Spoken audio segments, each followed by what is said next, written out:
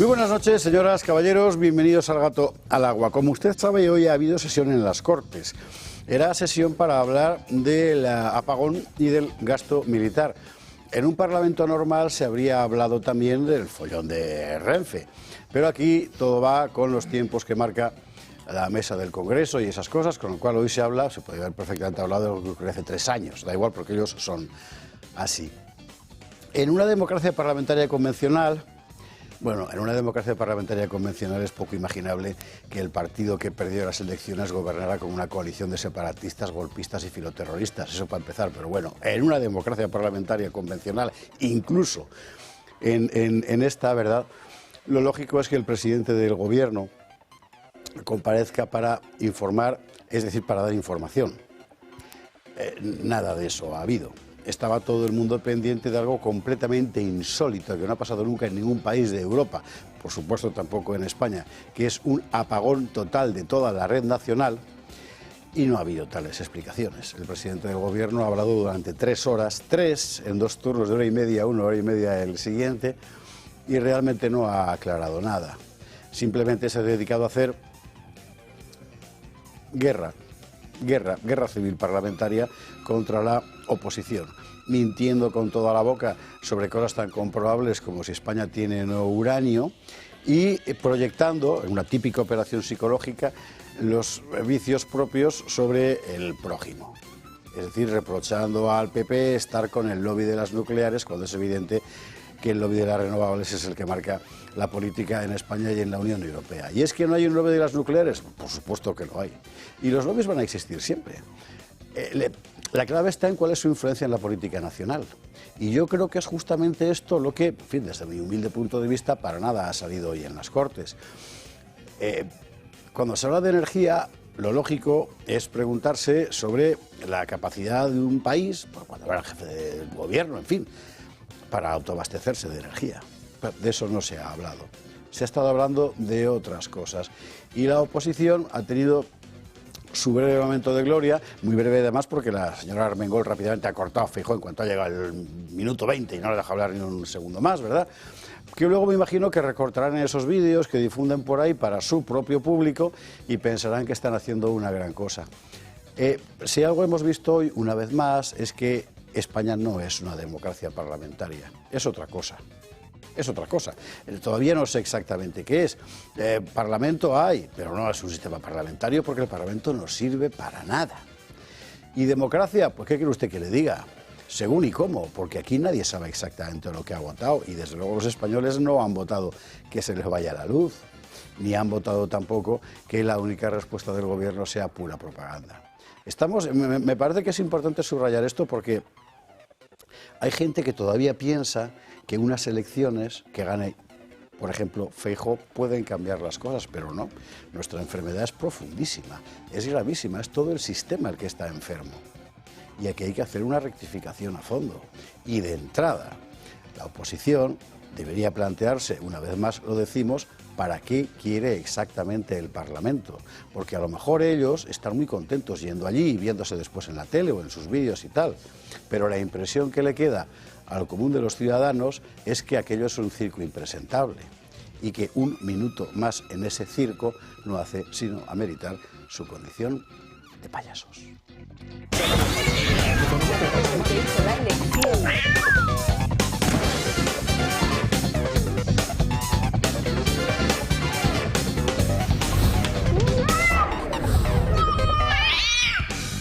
21:49, 20:49 en Canarias, fumata negra. Fumata negra es la que ha habido esta tarde. Y ya sabe usted que estamos pendientes de la reunión del cónclave en Roma. Como decía con muchísimo gracejo una corresponsal de TV hoy, un cónclave se sabe cómo empieza, pero nunca se sabe cómo acaba. ¿Qué quiere, que acabe a tortas o qué? Pero un cónclave acaba siempre pues con la designación del Papa. O sea, es que de verdad la gente... ¡Ay, por favor, qué cabezas! Bueno, fumata negra, con lo cual mañana habrá, si no me equivoco, 2 sesiones, mañana y tarde, y veremos si hay fumatas o no hay fumatas. En fin, todo será que nos pilla aquí con Alejo Vidal Cuadras mañana por la noche. Por lo demás, han pasado más cosas hoy en España, en el mundo, y estas son las que les vamos a contar. Titulares. Bueno, en las Cortes el Gobierno no da explicaciones sobre la causa del apagón. Ha dicho Pedro Sánchez que es que el Gobierno tiene que examinar unos 700 y pico millones de datos. Yo le diría lo que le dijo en su día Pachímedes. Pedro, ¿tú sabes lo que es un dato? Pues él debe de pensar que un dato es como un expediente con un señor con manguitos y visera y Quevedo sobre la nariz examinándolo, ¿verdad? En fin, bueno, da igual. No iba a contarlo, tampoco lo van a contar. No lo van a contar jamás. ¿Por qué? Pues porque esta gente no está para asegurar el abastecimiento energético de los españoles, está para otras cosas, y de eso hablaremos. De eso y del famoso gasto militar, que por cierto seguimos sin saber exactamente en qué, que es la clave, así como en el asunto energético. La clave no es si renovables o nucleares, sino cómo conseguir tener energía abundante y lo más barata posible. En el asunto del gasto militar, lo más importante no es cuánto, sino para qué y en qué. Pues tampoco lo hemos averiguado. Eso sí, los socios de Sánchez están nerviosísimos. ¿Por qué? Pues porque van a tener que tragárselo. Y nos vamos a reír. Por cierto que mañana tenemos la votación de las, ¿cómo lo han llamado? Bueno, las medidas contra los aranceles de Trump. Que ya ve usted la gilipollez, que perdóneme, pero es que no tiene ninguna importancia real. Ahora bien, el 25% de todo el dinero que se arbitre va a ir para Cataluña. Eso sí que es un lobby, rufián. El lobby catalán, madre santa. Bueno, por lo demás, algo que ha llamado mucho la atención hoy en las Cortes es el perfil psicológico de Pedro Sánchez, cada vez más psicopatológico. Lo que ha hecho con el asunto de los muertos, del apagón y tal. O sea, de verdad, este hombre tiene un verdadero problema y no es un problema político. Ya seguramente ni siquiera es un problema moral, que también. Este hombre tiene un problema psicológico. Vamos a verlo. Datos de los que nadie habla, nosotros sí. En Cataluña aumenta el número de matrimonios forzosos. ¿Porque los catalanes son así? No, por el aumento de la población musulmana. Este es un asunto que desde hace muchos años viene denunciando Hanan Serroukh. Incluso ha publicado un libro sobre el asunto. Todo el mundo la ha callado, y no solo el separatismo catalán. Estaba prevista la comparecencia en la Asamblea de Madrid de Elena Ramallo para hablar del asunto del hijab y del velo. Bueno, le han censurado la comparecencia. El PP de Ayuso. No va, pues la tendremos esta noche en Ramallo seguramente para que nos cuente este asunto. Vamos a ver, están cambiando la población, es eso. Y para empezar están deshaciendo la identidad local. Esto de los matrimonios forzosos es un auténtico escándalo. Bueno, pues pasa en España, ahora en el oasis catalán y en otros muchos lugares. Y tenemos que ir necesariamente a Oriente Medio, esta vez, sí, bien dicho. O sea, para los americanos sabe usted que Oriente Medio suele ser el escenario israelí. Para los europeos no, tienes Oriente Próximo, que es el escenario Israel, Líbano, etcétera. Oriente Medio, que es Pakistán, Afganistán, la India, y el lejano Oriente, que es Zipango y Catay, que decía Cristóbal Colón. O sea, la China y el Japón. Bueno, ojo al conflicto entre la India y Pakistán. Pakistán dice que tiraron 9 aviones indios al suelo. India dice que ha bombardeado objetivos terroristas como represalia al asesinato de ciudadanos indios en Cachemira. Estos llevan pegándose desde que yo soy niño y seguramente desde antes, pero el tema es que tienen armas nucleares los dos. Y estos chispazos, en fin.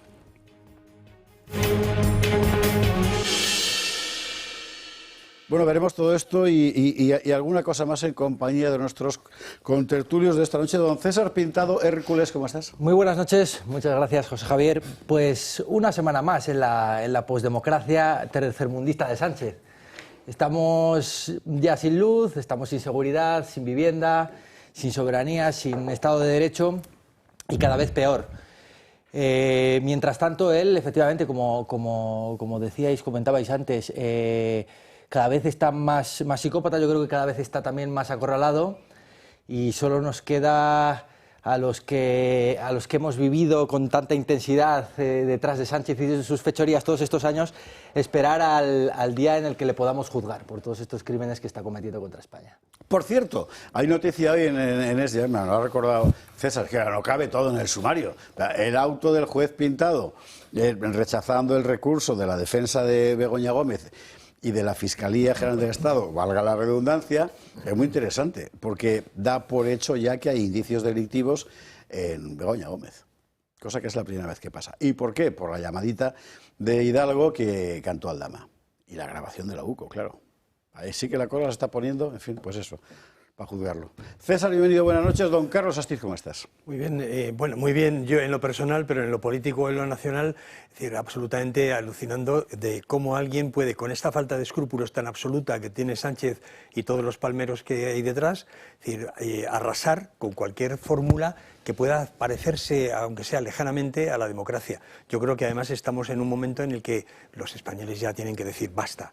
Es decir, no tenemos mecanismos legales para enfrentar, ni parlamentarios, para enfrentar una tiranía que cada vez se va convirtiendo más, nos está convirtiendo más en un país como Cuba o Venezuela, por el proceso de destrucción de nuestra identidad, de nuestra nación, de todos los elementos que la pueden convertir en algo autosuficiente y con futuro, para convertirnos en una cueva de ladrones. Y yo me parece que el Parlamento ya solo sirve para dar cobertura a esta panda de forajidos, y me parece que es el momento de que la oposición real se plantee qué hace ahí, y sobre todo también los españoles, qué hacemos, que no estamos en las calles y que no estamos denunciando en cada una de las paredes de España, es decir, la mafia que tenemos en el gobierno. A este respecto fue muy interesante, creo que lo debatiremos el viernes en los Usares. El asunto de la reacción de una parte de la sociedad absolutamente domesticada, tanto con el apagón como con la Renfe.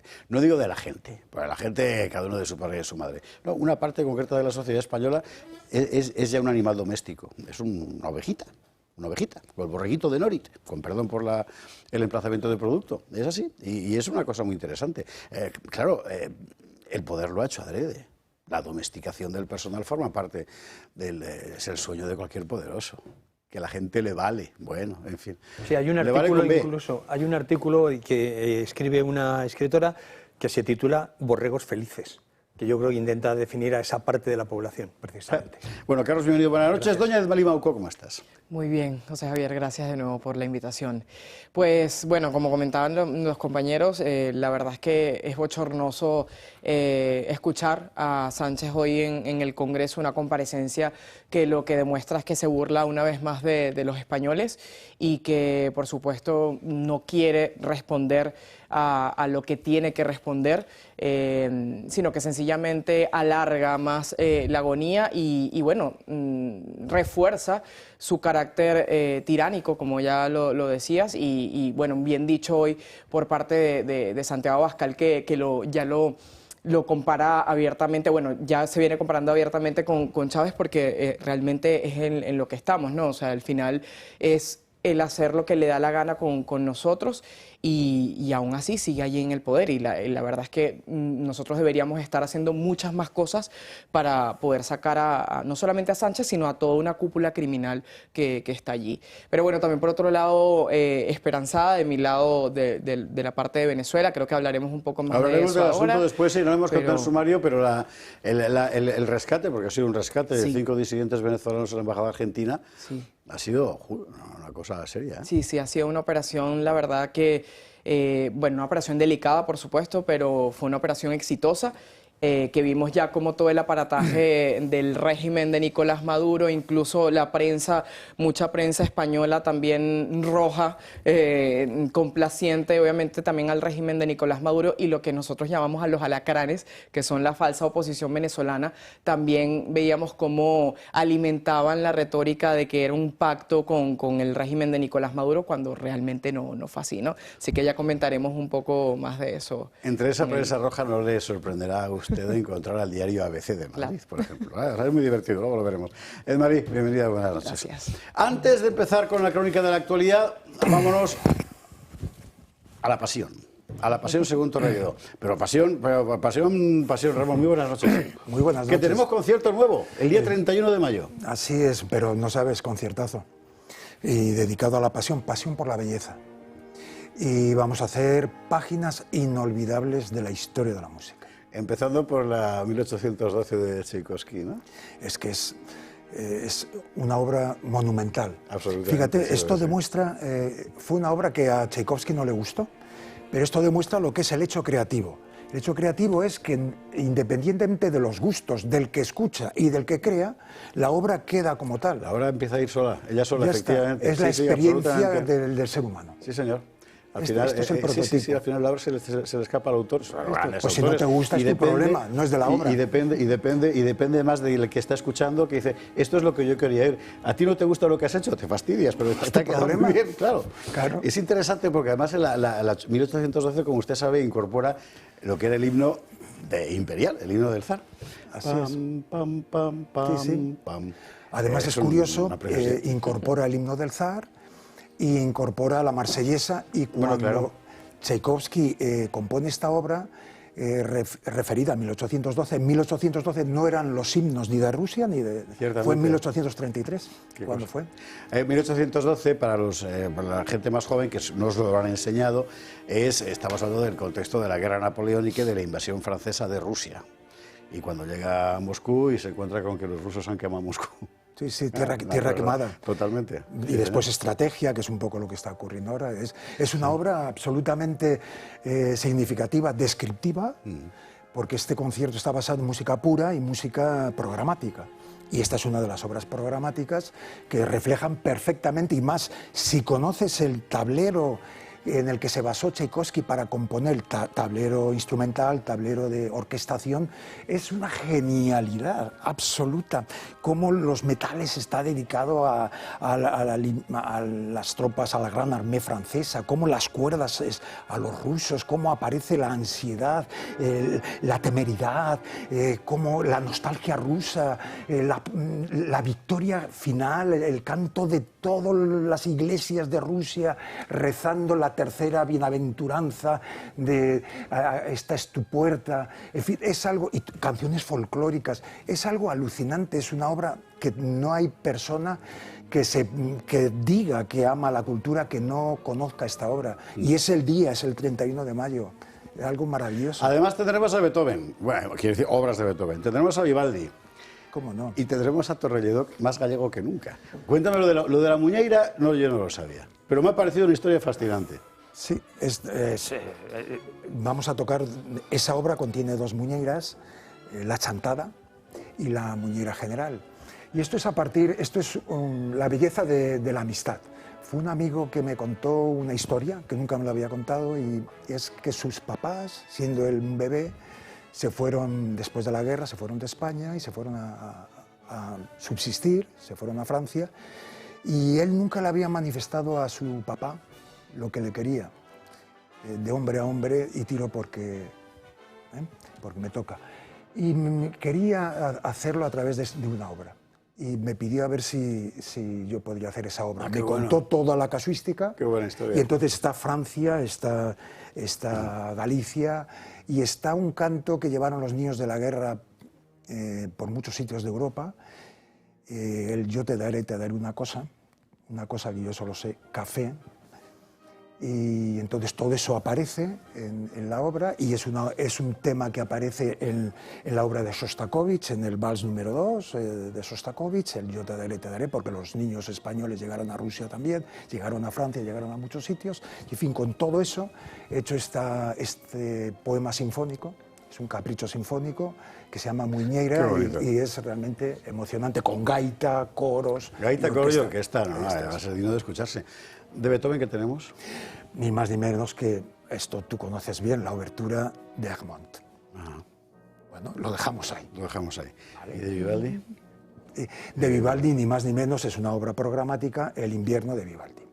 Ahí vamos a escuchar y sentir lo que es el agua fría. El frío que hacía en Italia entonces. Pero es una obra genial. Mira, esto de alguna forma nos informa que antes de la música cinematográfica fue la música programática. Exactamente. Que es la música programática que empezó con el gótico, que empezó en el Renacimiento, en el Barroco, etcétera, etcétera, y viene al final la música cinematográfica previo al cine mudo. Pero todo empezó con Beethoven, otra vez con Vivaldi, con Berlioz, con Tchaikovsky. No me acuerdo en qué sinfonía de Beethoven está la batalla de Vitoria, por ejemplo. Por ejemplo. Francamente bien contada, ¿verdad? Con el tema de Wellington y todas esas cosas. Esto. O sea que... Sí, bueno, sí, eso lo puedes perder, ¿eh? Además lo explicas como siempre, entre pieza y pieza. En el concierto hablaremos y compartiremos. Esa es la parte del espectáculo 2 de Torrelledoc. O sea que entre pieza y pieza sale él contándolo, que eso ya es lo último. Vamos. Sí. Bueno, lo último no, lo penúltimo. Lo último siempre es la música. Obertura 1812 es alucinante. alucinante, nadie se lo puede perder. El 31 de mayo a las 12 en la Sala Sinfónica del Auditorio Nacional, así ¿verdad? Es. Y las entradas, bueno, pues ahí tiene usted el código QR, y si no, pues al Corte Inglés, y de ahí la saca, no se lo puede perder, y de verdad que se aprende un montón. Y poniendo pasión, creo que ya sale en las ventas de entradas al Corte Inglés, en fin. Esta es la parte terrícola de la cosa, pero es que no nos olvidemos de la parte celestial, ingrávida, que es donde está la importancia. Chekhov llegó a decir que lo más importante del ser humano, lo más, era aquello que estaba escondido en el secreto y escondido en la noche. Entonces, esta música que van a escuchar es propicia para que la gente saque lo mejor de él fuera de la cosa terrícola. Me parece que nos podemos marchar a la publicidad escuchando esta paráfrasis de la Marsellesa que hace Tchaikovsky en 1812. Así que con ella, por favor, que la ponemos, nos marchamos a la publicidad. Ramón, 31 de mayo lo recordaremos, ¿eh? Gracias mil.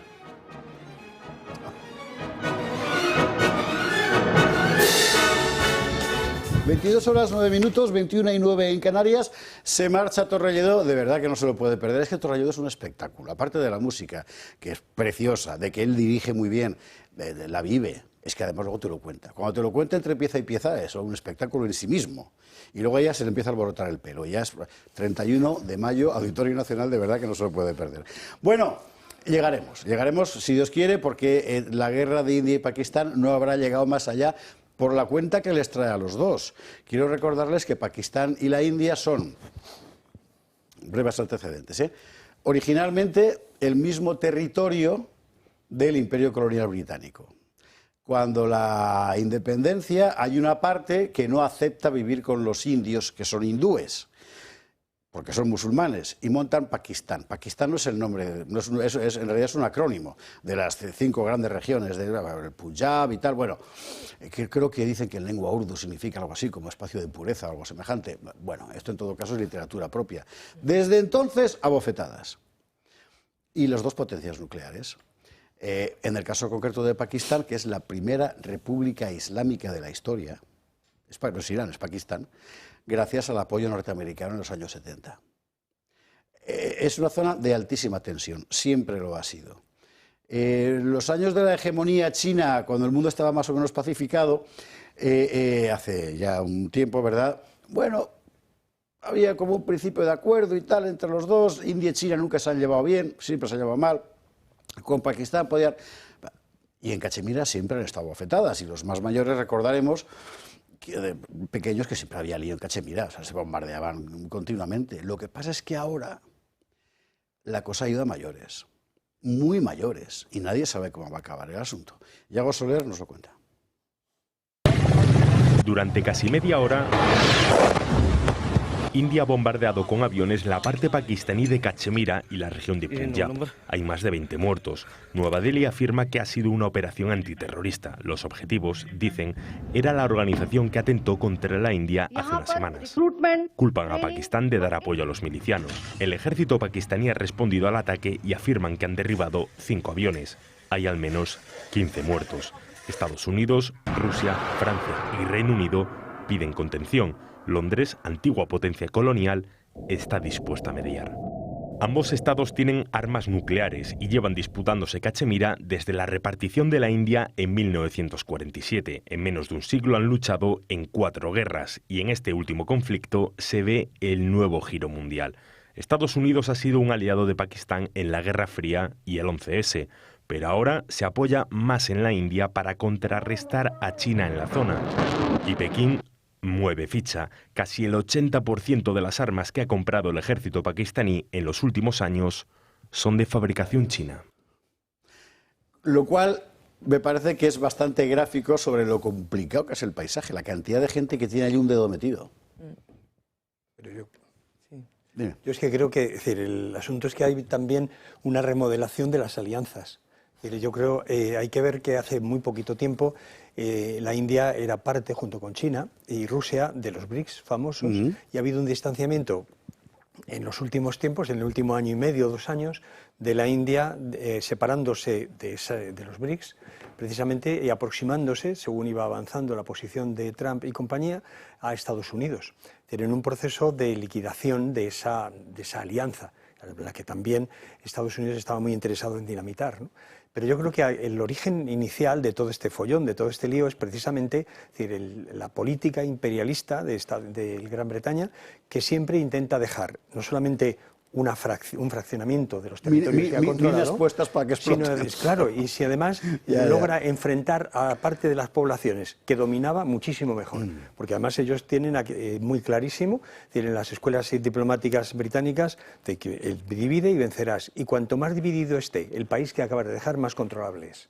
Que es justamente lo que está pasando en España ahora, es decir, cuanto más divididos estamos, más controlables somos por el exterior. Pero en este caso concreto hay dos cuestiones importantes. Por un lado, la presencia de dos grupos terroristas, no uno, sino dos, en el que parece que desde Cachemira intentan controlar la parte, porque Cachemira es un territorio que está dividido en dos, es decir, la Cachemira india y la Cachemira pakistaní. Intentan unificar ese proceso en un proceso también de islamización, porque la mayoría de la población de Cachemira es islámica. Y en la India, supuestamente, los hindúes y los musulmanes viven en paz, excepto las matanzas que se dan de vez en cuando, pero esto es un proceso en el que está muy interesado fundamentalmente China, yo creo, porque pretende tener una posición muy clara en Asia y por eso se ha puesto muy cercana a Pakistán. Y la India, por otro lado, sí que estaba muy cercana a Rusia históricamente, precisamente por sus diferencias con China, está ahora acercándose mucho más a Estados Unidos, a la nueva política norteamericana. Y en este caso hay también algunos problemas muy serios. Por ejemplo, parece que los bombardeos han dañado las fuentes del Indo, que es uno de los grandes ríos que alimenta toda la región. Y eso puede tener unas consecuencias humanitarias muy graves porque puede afectar a millones de personas que no van a tener agua o que no van a tener cosechas. Con lo cual veremos a ver cómo se desencadena esto, ¿no? Pero parece que la cosa puede ser muy peligrosa. China ya está diciendo que tiene que haber unas conversaciones de paz. Estados Unidos creo que lo va a decir también, si no lo ha dicho ya. Sí. Y Rusia está ahí diciendo, bueno, pues yo ni miro, vamos a ver qué pasa. Yo miro. A propósito de lo que dice Carlos, ¿recuerda usted que una de las primeras cosas que dijo Elon Musk fue que abría a Estados Unidos a los técnicos de origen indio? Es que en la India hay mucha gente que tiene todavía la idea de la cantidad de gente pobre que hay, que la hay ciertamente, pero el desarrollo indio en materias como la astrofísica, la informática, la ingeniería espacial, es que es alucinante. O sea, el desarrollo indio es alucinante y ya es el país más poblado del mundo, ha doblado a China ya. La India es un potencial. No, a propósito de lo que decía Carlos, creo que Donald Trump justamente hoy había dicho que se la llevaba bien con ambas naciones y que espera justamente que pueda haber una solución en paz de todo el conflicto. Obviamente no marco ni fijo ninguna posición, pero yo creo que es importante, ya que tocamos este tema y hablábamos de cómo China está tocando fuertemente este conflicto, porque de hecho ya han dicho y han demostrado además de que quieren ser los principales mediadores, ¿no? Entonces eso ya también dice mucho. Está claro también, hay que decirlo, que China es de los principales socios, bueno, es el principal socio comercial de Pakistán, tiene intereses allí además, pero también nos huele muy mal que justamente China quiera ser el que lidere este proceso y a su vez también Irán, que apoya a Pakistán, ¿no? Eso nos da obviamente una lectura muy clara de lo que podría pasar en un escenario, en un contexto internacional, donde obviamente seguro vamos a ver una vez más la hipocresía de los multilateralismos, de la misma Unión Europea, en fin, pero también creo que hay que vincularlo y que tiene una repercusión directa incluso con Europa y con España, porque, bueno, y lo vamos a hablar creo que al final del programa, de toda esa migración masiva y descontrolada que tenemos, que sobre todo, hay que decirlo, que en Cataluña hoy la población pakistaní es la que prácticamente lidera los barrios de Cataluña y vemos justamente cómo Cataluña al final es un territorio prácticamente tomado, violento cada vez más, y eso va a traer unas consecuencias también muy graves en cuestión de inmigración, que ya lo estamos viendo, pero lo vamos a ver mucho más con este conflicto, estoy segura de eso. O sea, no hay que desvincular un tema del otro, porque al final es lo que nos quieren tapar, ¿no? Es lo que no quieren decir, lo que los otros no van a querer decir, pero eso obviamente va a traer unas consecuencias muy graves para Europa y para España, desde mi punto de vista. ¿Tú cómo lo ves, César? Sí, bueno, estos dos llevan desde el 47 dándose de leches, no es algo nuevo. Yo dudo mucho que llegue el conflicto, escale hasta un conflicto nuclear, lo veo francamente complicado, no ha pasado ni siquiera con la guerra de Rusia-Ucrania, con una bomba nuclear que sea de baja intensidad.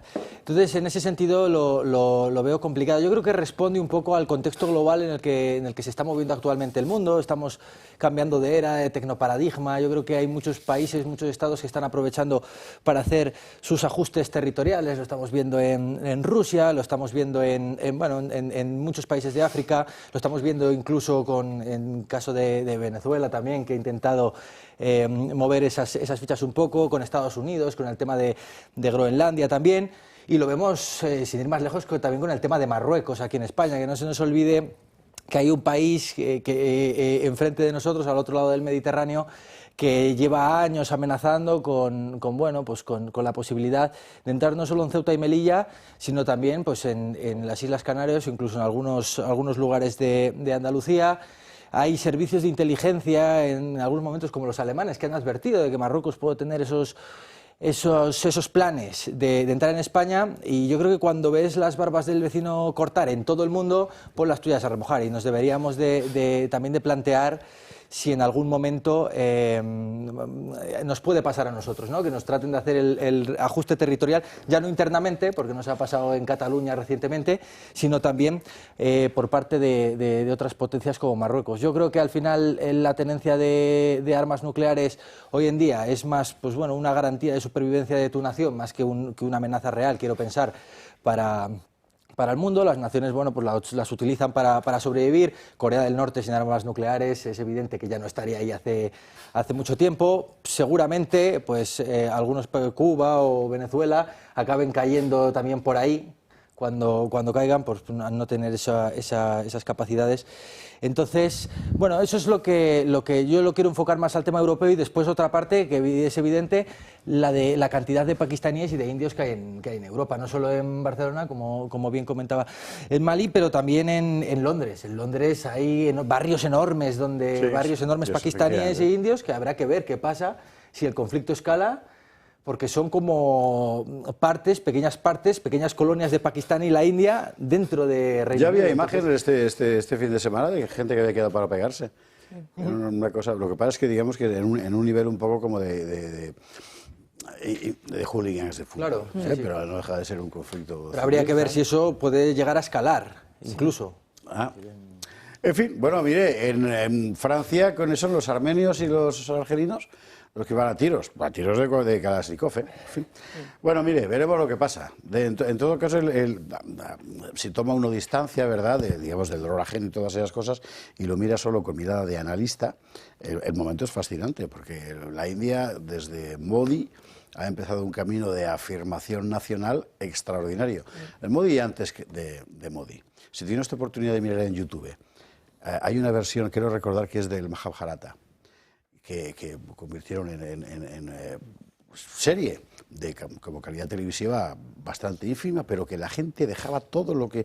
La gente es la India, es decir, hablamos de centenares de millones de espectadores todas las tardes, dejaba lo que estaba haciendo para verla, es decir, hay una reapropiación de identidad muy importante.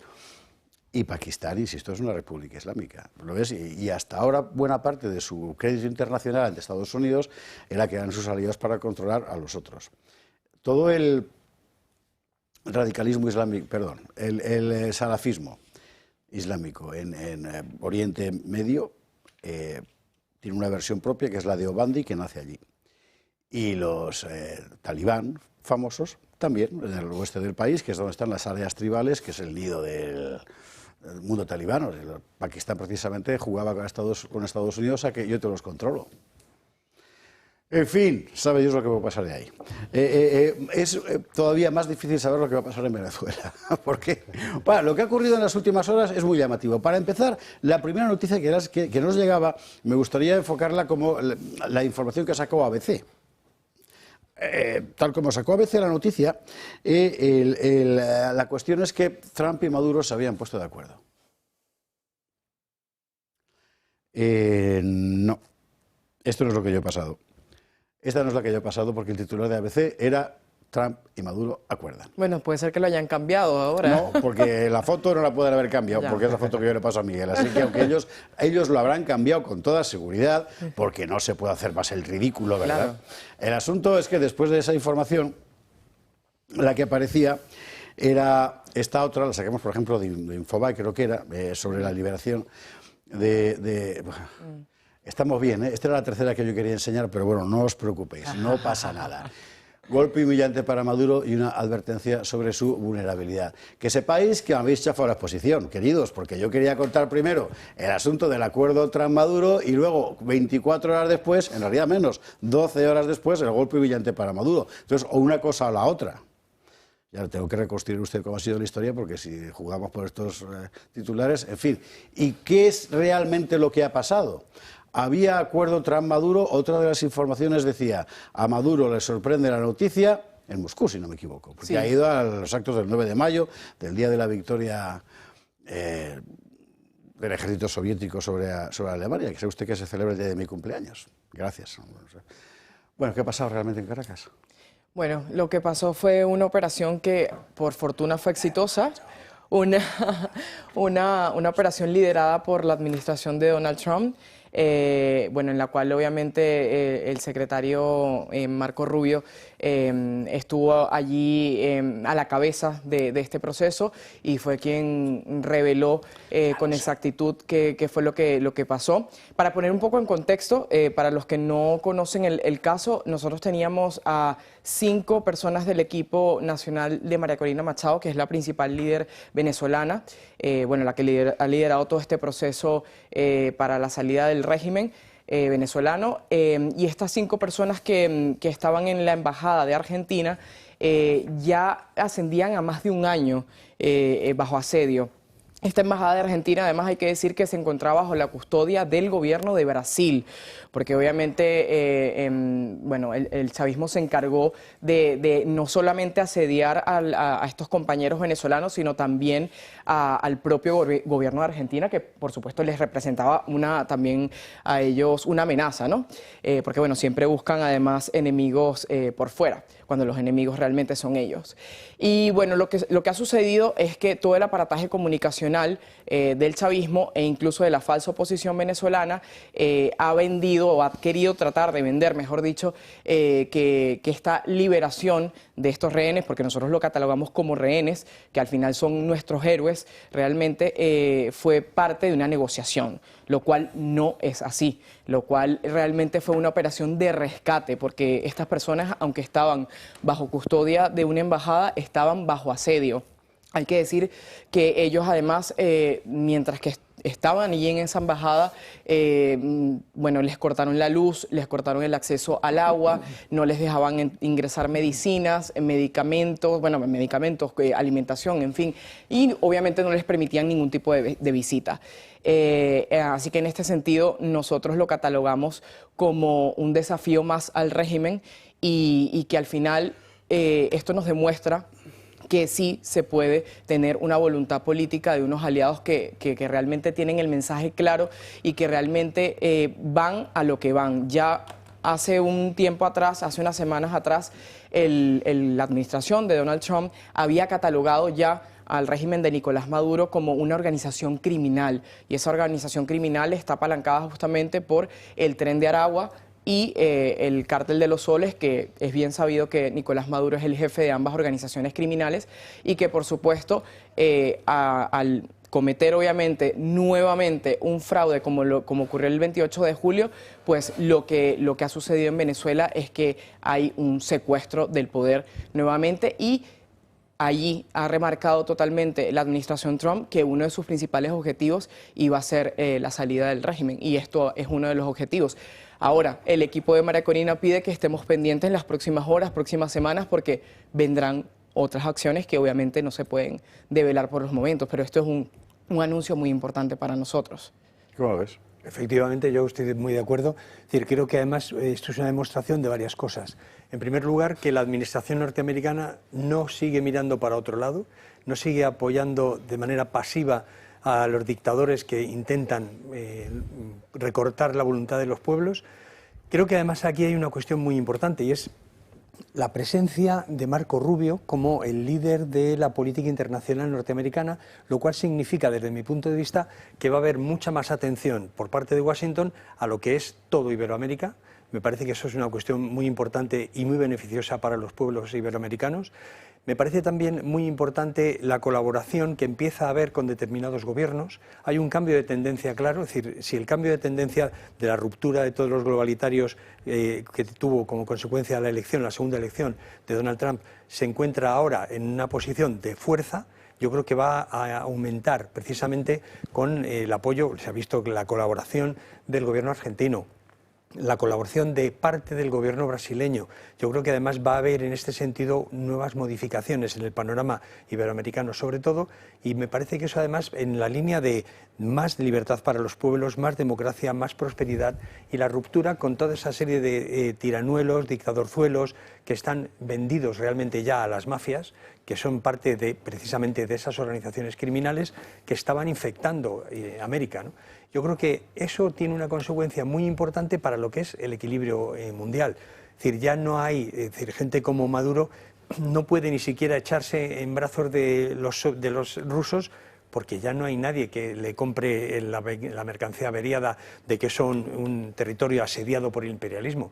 En este sentido, la pérdida de credibilidad del propio Maduro ante los suyos y ante la propia población de Venezuela, yo creo que va a dar como consecuencia nuevos movimientos en pro de la libertad.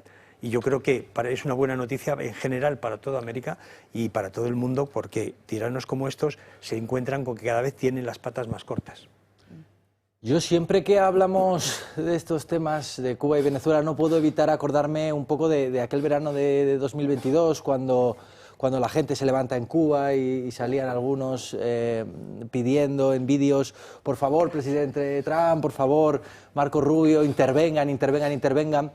Sí que recuerdo que, no me acuerdo qué asesor de inteligencia contaba que Donald Trump, llegado el momento, se había planteado la posibilidad de intervenir militarmente, pero teniendo la falsa oposición que había en aquel momento en Venezuela, Juan Guaidó, que a todas luces no estaba dispuesto realmente a provocar un cambio o a llevar a Venezuela hacia un cambio, pues finalmente no lo hizo. Y ojalá sí que sea en este segundo mandato de Trump, el tercero legal, el segundo de facto, pues ojalá sea en este mandato. Yo también echo un poco en falta que desde la hispanidad, desde el resto de la hispanidad, desde España, nos pudiéramos también sumar como Estado a esa lucha. No nos podemos sumar porque, como bien dice Maduro, pues España, Sánchez son amigos, son aliados, entonces lo tenemos difícil. Sí que es verdad que Milei nos está haciendo las veces, pero bueno, sí que echo en falta más también esa presión por parte de España, porque también es nuestra responsabilidad y tenemos responsabilidad con ello, y ojalá sea así. Ojalá este sea el mandato en el que Trump consigue presionar a Venezuela hasta su caída, a Cuba hasta su caída, y ojalá pronto también España cambie de signo para poder sumarnos a esa presión internacional para acabar de hacer caer definitivamente a este régimen corrupto que ha superado y ha sobrepasado absolutamente todos los límites. Sí. Hombre, pero yo creo que en este sentido me uno al deseo, pero me parece francamente difícil que España, con un gobierno que está imbricado precisamente en todo el chavismo y similares, que es tan corrupto como el de Maduro y similares también, vaya a participar de otra cosa que no sea más que encubrir la dictadura. No, claro, tendría que cambiar el signo del gobierno, eso está claro. Vox ya ha firmado el Pacto de Madrid, el Tratado de Madrid en ese sentido. Entonces ahí está, pero hay que cambiar de signo. Y yo creo que además en la reunificación hispánica, es decir, como perspectiva, como proyecto de futuro, de alianza política con unas bases, con unas raíces culturales, históricas similares, puede ser un buen proyecto de lo que puede ser la comunidad hispánica, ¿no? Sí, totalmente. Yo creo que eso puede ser un futuro. Yo, una última cosa, una última precisión con respecto a este tema que quiero destacar es justamente el tema de la falsedad y la mentira, ¿no?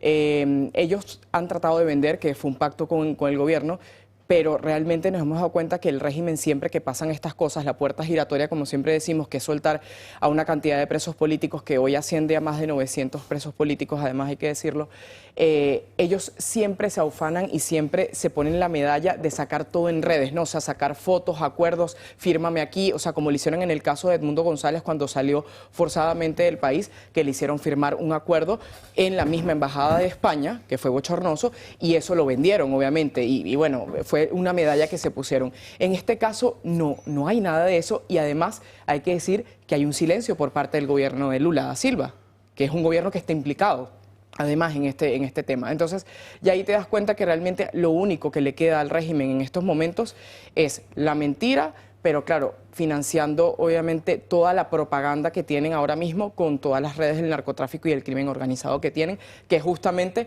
a lo que va y es en lo que está trabajando justamente la administración Trump. Así que ahí lo dejamos. Y en la política española seguimos sin saber exactamente cómo fue aquella mecánica que llevó a la Embajada de España en Caracas en tiempos de Zapatero con Raúl Morodo a convertirse en... ¿Sabe usted estas cajas de los magos que se mete una persona dentro, plom, lo cortan y aparece como por la mitad y luego lo cierran y ya no hay persona? Pues eso es lo que pasaba con el dinero en la Embajada Española. Bueno, nunca más se supo. España.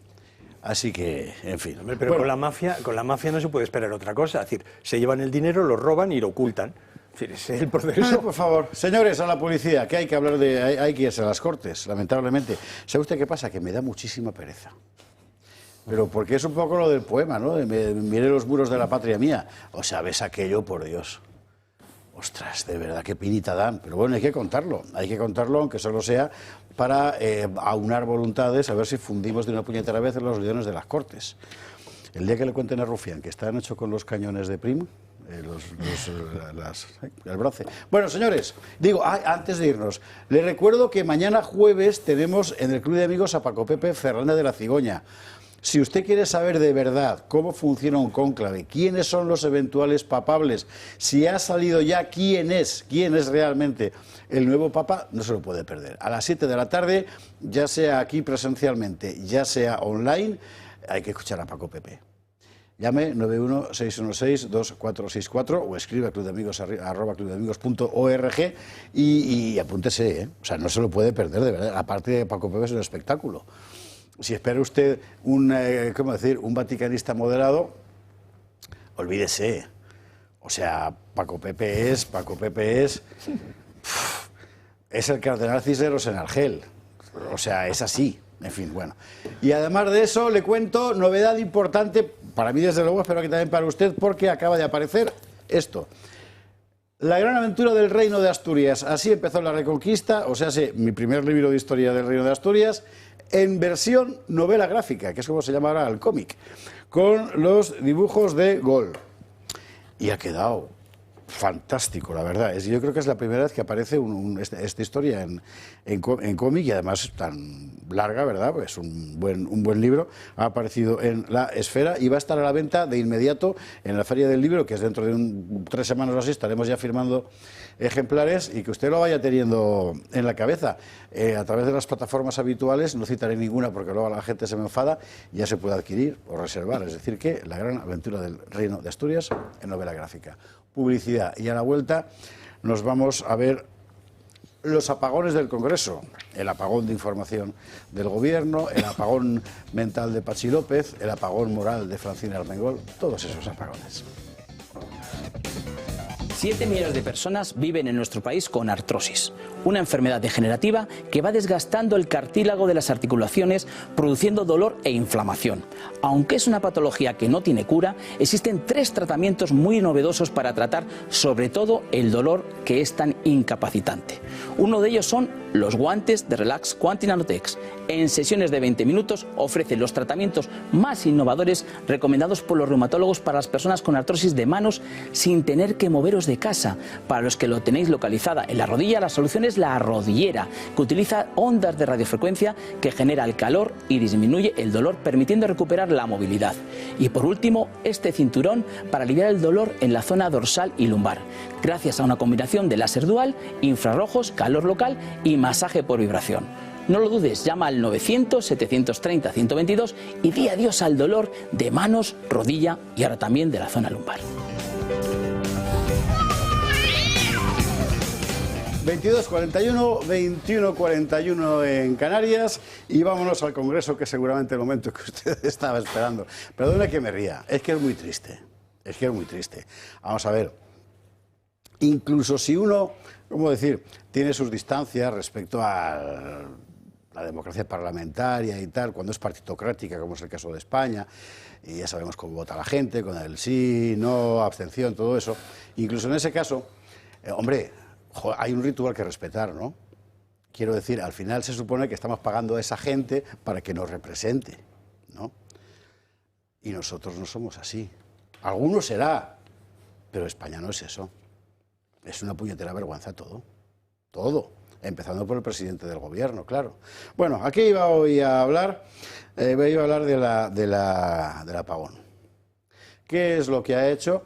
Mentir, exagerar, no sé cuánto. Al final quería permanentemente reconducirlo todo, donde en realidad nadie lo ha puesto, que es un debate nucleares y nucleares. No, no es esa la cuestión, ni renovables y renovables. No, él lo sabe, pero justamente porque lo sabe, él tiene que defender lo suyo. ¿Qué es lo suyo?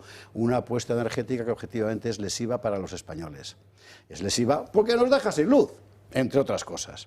Pero eso no lo puede decir porque él no está aquí para eso. Él está aquí para lo mismo que Teresa Rivera en Bruselas y la señorita o señora Aagesen aquí, que es para servir a otros intereses, que no son los suyos. Quiero decir los suyos de usted, son los suyos de ellos. Bueno, que me caliento, venga, información. Sánchez comparece en el Congreso por el apagón del pasado lunes, pero sin tener ninguna novedad al respecto. Pide tiempo a los ciudadanos para conocer las causas. Dice que no las sabremos hasta dentro de 3 o 6 meses y reafirma su apuesta por las renovables. A día de hoy, señorías, repito, no hay ninguna evidencia empírica que nos diga que el incidente fuera provocado por un exceso de renovables. También ha aprovechado para criticar lo nuclear. Y que vincular este apagón al debate de las nucleares, a mi juicio, a juicio del Gobierno de España, no solamente es irresponsable, sino que además es una gigantesca manipulación. La energía nuclear ha demostrado no ser, insisto, no ser una solución efectiva en situaciones como las que vivimos el pasado 28 de abril. Y sacar pecho de lo bien que, según él, llevaron los ciudadanos el apagón. En muy pocas sociedades hubieran respondido mejor que la nuestra a esta situación. Pero la oposición sigue firme en sus críticas al presidente. Feijóo acusa a Sánchez de victimizarse y exige dimisiones. Usted ha venido aquí con la osadía de victimizarse. La cuarta economía del euro no va a tolerar que lo ocurrido el 28 de abril se salde sin dimisiones. A la tribuna también ha subido Santiago Abascal con una idea clara: exigir la dimisión de Sánchez. El líder de Vox asegura que mientras Sánchez esté en el poder no está garantizada ni la energía, ni la comida, ni la seguridad. Debería dimitir por haber dicho que era imposible que se produjese el apagón cuando denunciamos esa amenaza y cuando muchos le advirtieron. Y ahora debería dimitir porque sigue sin explicar lo que ha sucedido. Porque los españoles saben que mientras Pedro Sánchez siga ejerciendo como presidente, nada está asegurado. Ni la energía, ni la comida, ni la seguridad de sus hogares, ni la protección de sus hijos, ni el cuidado de sus mayores. Pero hasta sus propios socios de gobierno han sido críticos con el presidente. Rufián califica de terrible error que Sánchez tardara una eternidad en salir a dar explicacions el dia de l'apagón. I van trigar una eternitat a sortir a parlar. I és un terrible error polític. Pero desde el gobierno ni dan explicaciones ni reconocen errores. Solo se empeñan en sacar pecho de su gestión y en culpar a la derecha de amplificar las crisis. Y todavía no han encontrado a un fascista con una cizalla cortando el cable, ¿eh? Conste. En fin, ¿por dónde vamos? Yo creo que la van a encontrar, perdón, lo van a encontrar inmediatamente. Es decir, a cualquiera de nosotros nos sacan una foto haciendo así en el cable, seguro. Porque es que no tienen escrúpulos, no tienen límites. Es decir, en la mentira no hay nada de conexión con la realidad. Les da lo mismo. Pero es que este señor, es decir, el presidente del gobierno, si fuese simplemente, es decir, si tuviese un mínimo átomo de decencia, habría dimitido hace mucho.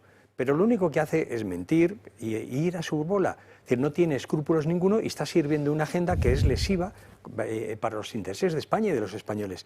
Y le importa un bledo, porque realmente quien le está sosteniendo no son los españoles, quien le está sosteniendo es esa Agenda 2030, es una Comisión Europea y una Unión Europea que se demuestra cada día más contraria a los intereses de los pueblos de Europa.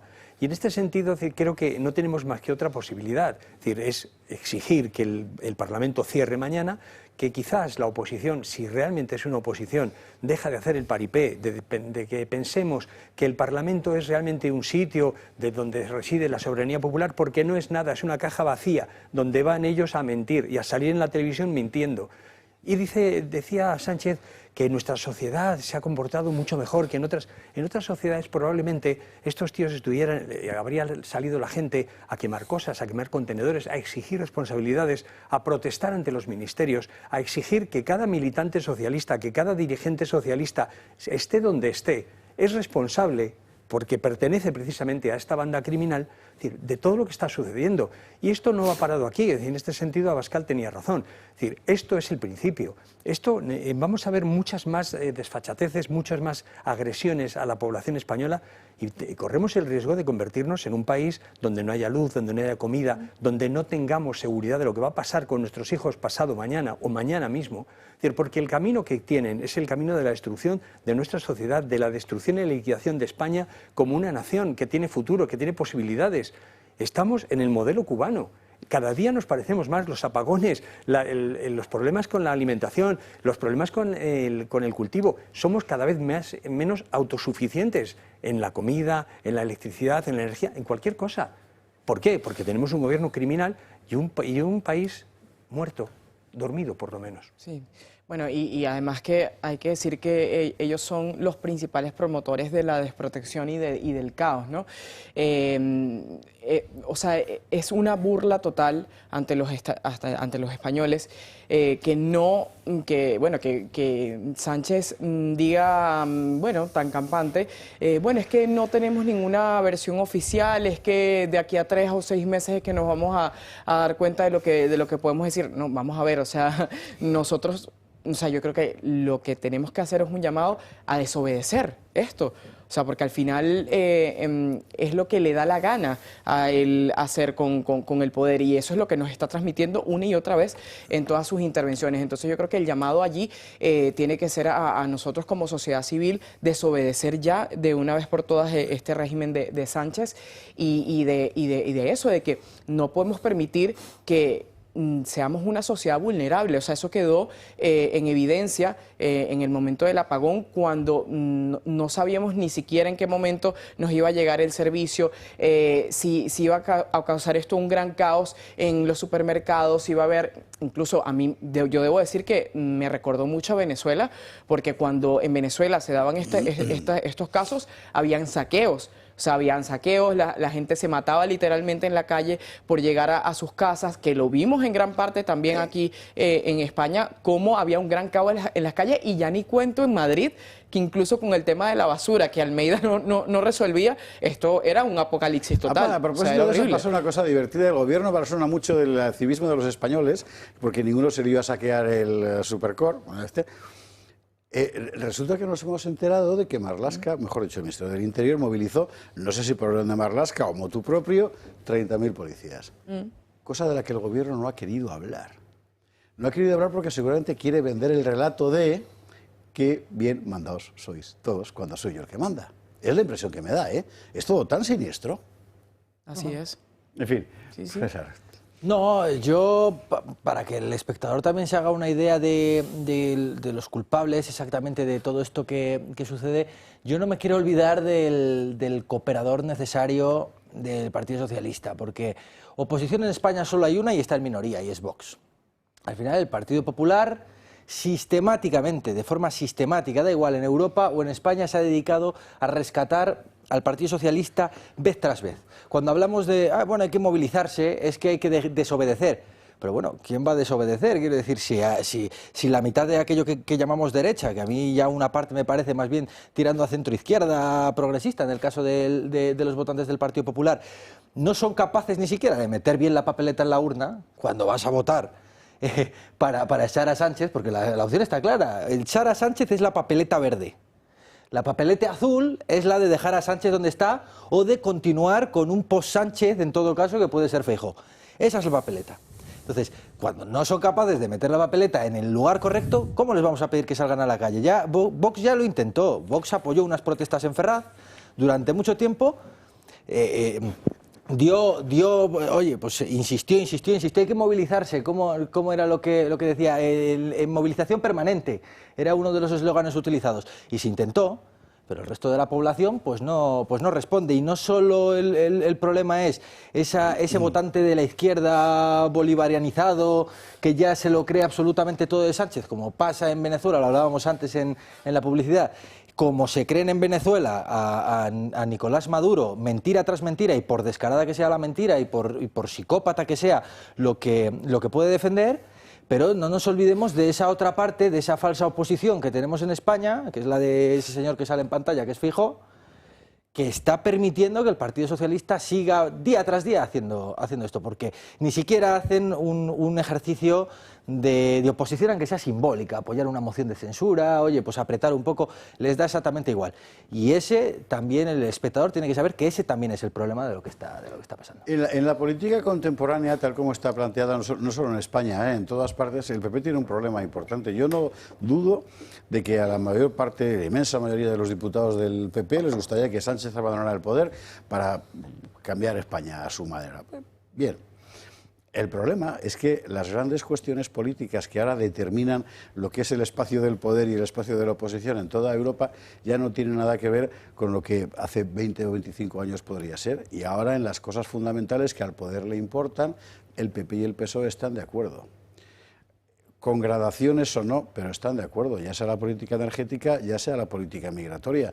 Hoy en el Parlamento Europeo pasa una cosa muy interesante, que es que cuando ha empezado a debatirse la cuestión del apagón, Teresa Rivera se ha marchado. Me parece que tenemos las imágenes, ¿verdad?, de las colas del Parlamento Europeo. Es que hay que verlo. Vamos a verlas. La península iberica. Prego, a nome del Consiglio, il Ministro Slapka per la sua relazione. Prego, Ministro.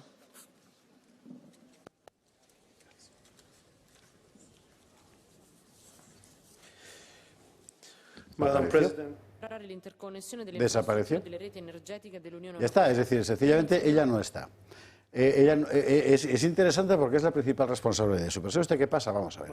Hoy le reprochaba el gobierno, o sea, Sánchez al PP, que si está con el lobby de las nucleares, los ultrarricos de las nucleares, dice. A lo mejor es verdad. Rufián también decía lo del lobby y no sé qué. Pero es que el PSOE está con otro lobby también. Mire usted, vamos a ver, mire usted los consejos de administración de las principales eléctricas y las principales energéticas españolas en los últimos 25 años y vea qué nombres se encuentra. Y todos son exministros del PP y del PSOE. Y es así. Pero esto es una cosa que nadie cuenta, a lo mejor para no, como decir, desvirtuar la idílica imagen que tenemos de la democracia, pero hay que contar la verdad. Están trabajando para otros intereses. En la medida en que eso revierte en el bien común de los españoles, bueno, pues cierra los ojos o te tapas la nariz. Pero cuando te apagan todo el país ya no, majos. Claro.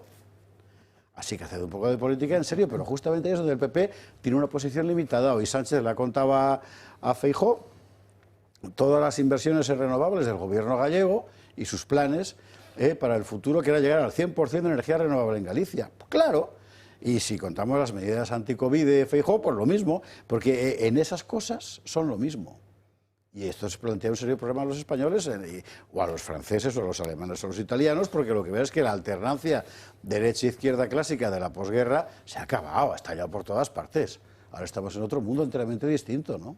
Ese es el problema de esa partitocracia bipartidista que tenemos en España, que además ya está viciada, es decir, ya se sustenta sobre la mentira, es mentira tras mentira. Esto es siempre hacer un juego de bueno, a ver cómo engaño, a ver cómo consigo colar esto, a ver cómo meto lo otro. Siempre, oye, pues te meto una ley disfrazada con otras. Por eso es tan importante tu relato. Al final lo que estás, las Cortes son simplemente un escaparate de relatos. Punto. Y a lo que dedica la mayor parte de sus energías toda esta gente es a construir historias. Y los 1.250 millones de asesores que hay en Moncloa no están para saber qué ha pasado con el apagón. Están para escribir un relato y que eso se convierte en argumentario. Es un infierno. Totalmente, totalmente. Es que es la batalla del relato tal cual y es muy peligrosa para todos. No es algo exclusivo de España, pero es que en España se ve muy claro porque yo creo que es uno de los países que más próximo está a eso, a Venezuela, a Cuba, en cuanto a la ferocidad de esa mentira, de ese relato, de ese control absoluto siempre del relato, de lo que se va vendiendo. Yo creo que al final lo único que podemos hacer frente a esto, primero, es desmentir, como podamos, los bulos de este gobierno. Todo lo que dice Sánchez, lo que ha dicho de las nucleares, es una burda mentira totalmente anticientífica. Sabemos que la energía nuclear, si no se la compraríamos a Francia, es una de las soluciones precisamente para no tener apagones. Este tío sale ahí y te intenta convencer de que la energía nuclear es un problema. Bueno, pues tenemos que desmentirlo y hacerle llegar al español promedio que eso es mentira. Punto número 2, hacer oposición en la calle o con el voto, donde sea, si es que el voto todavía sirve para algo, porque hay que... No, pero lo que decía César es cierto, o sea, el tema de la complicidad del Partido Popular queda en evidencia una vez más, porque, bueno, al final vemos cómo Sánchez nos cuenta mentira tras mentira, que eso ya se ha vuelto parte, digamos que, de lo común en el Partido Socialista, pero vemos cómo el Partido Popular prácticamente, o sea, no hace nada tampoco por ellos, o sea, al final el Partido Popular son los grandes estabilizadores de Sánchez, esa es la verdad. Y es muy triste que sea así, pero bueno, de hecho hubo un programa en el que, de Bipartidismo Stream, donde salió un aicano relatando todo lo que se repartían, ¿no? Y tú dices, pero ¿será que la gente se entera de esto?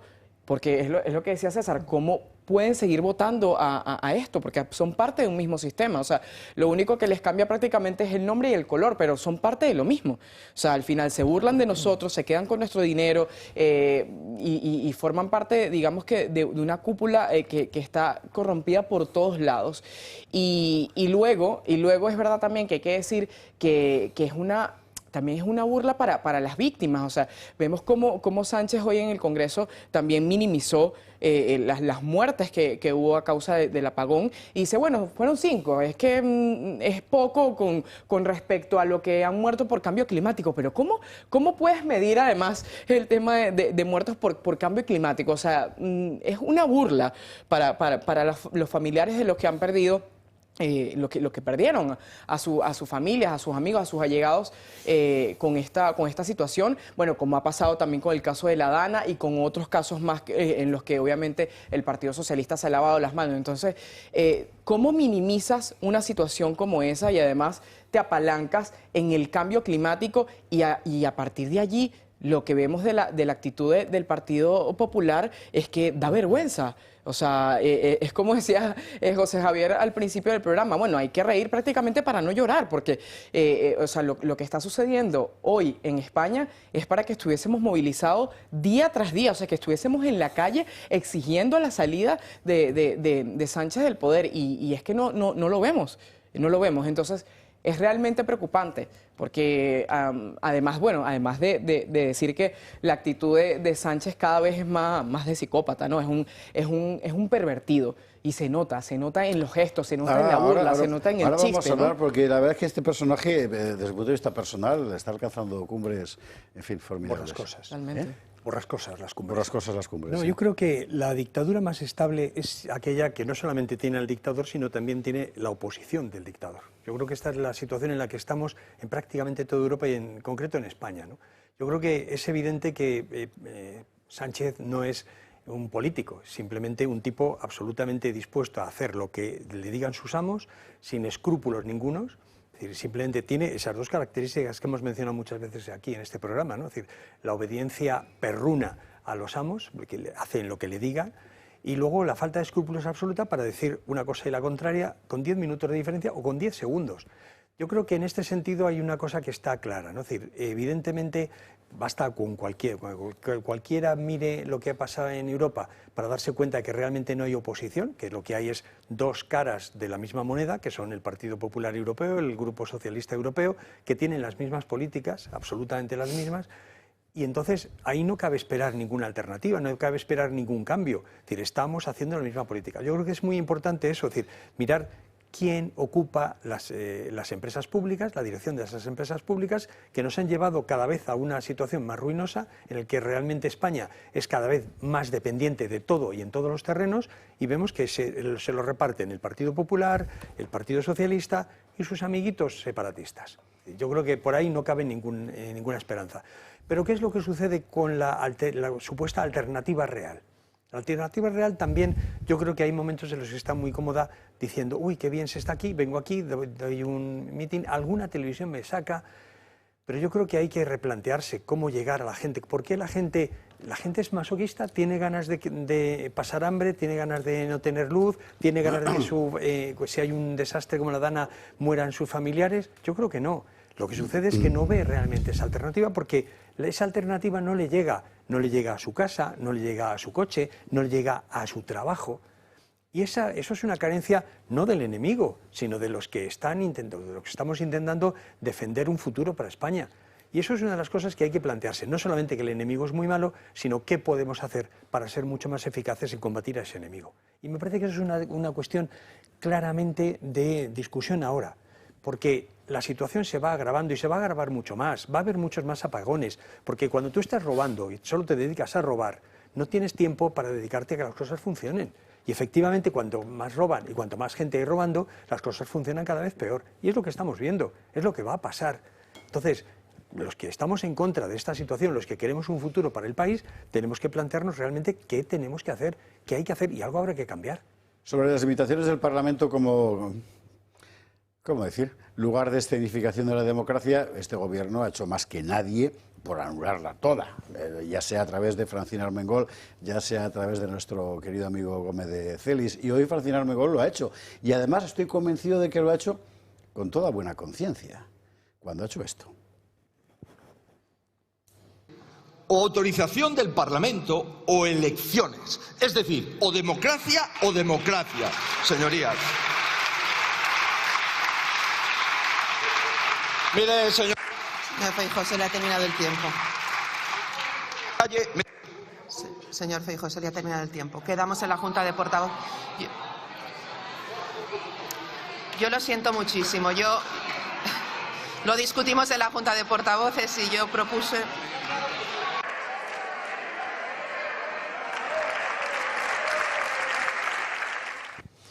A ver, varias cosas. Uno, usted, a poca experiencia televisiva que tenga, habrá visto 1000 veces aquello de señoría vaya terminando, señoría 3 minutos, la cosa que empieza a parpadear. No, se acabó la cosa. Dos, ¿qué carajo hacen los diputados del PP que no se van Efectivamente. Todos? O sea, de verdad, son como los de la conga del tren, son lo mismo. Es que les puedes pasar por encima, orinarles en la pechera y les da igual. Me cago en la mar, si le acaban de cortar bruscamente a tu líder de filas la palabra en las Cortes, donde la única función que tiene es que hable, vete, claro, por favor. Lógico. Pero no solo los del Vox también. En fin. Es evidente. Es decir, que tienen, claro, ante eso realmente solo cabe, es decir, cogerle y tirarle a la señora esta los papeles a la cara. Es decir, irte todos. Y si es posible, es decir, llevarte el atril encima. Porque es que esto es una tomadura de pelo, ya ni siquiera guardan las formas, ni siquiera quieren aparentar que esto es un parlamento. Es decir, y entonces los que están colaborando precisamente con esto, con esta ficción de que esto es una democracia, de que eso es un parlamento que sirve para algo, más que para cobrar una oposición venezolana. Exacto. Parece la oposición venezolana, leche, que es lo que estaba contando Mali antes. Claro, tu función es legitimar al otro pareciendo que no es una democracia. Exacto. La mejor dictadura es tener al dictador y tener la oposición domesticada. Se lo toleran todo. Y a Gómez de Celis lo mismo, que es un mamporrero del poder. No, sí, está claro.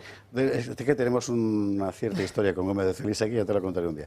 Bueno, pero claro, vamos a ver, tú no puedes al mismo tiempo reprocharle a la presidencia de las Cortes que esté funcionando no como un poder legislativo, sino como correa de transmisión, bueno, correa de transmisión no, de contusión del poder ejecutivo y seguir. Es que no puede ser, porque el que te vota lo que está viendo es que bajas la cerviz. Olvídate del Parlamento, piensa en el que te ha votado, que por eso estás ahí, claro. Que insulten a Feijóo cortándole el micrófono, no sé si a Feijóo le molesta o no, pero a sus votantes sí, son ellos los humillados. Claro. ¿Pero qué le vas a pedir al Partido Popular? Que respete a sus votantes y no los ha respetado con el tema de la amnistía, no los ha respetado durante la Dana, no los ha respetado, con absolutamente nada, con todos los temas de la energía. No los respeta nunca, no los va a respetar tampoco porque le corten ahora de pronto la palabra. Yo creo que más allá de si igual el espectador se puede hacer una idea de que igual a Feijóo le han cortado porque estaba diciendo algo extraordinario, al final...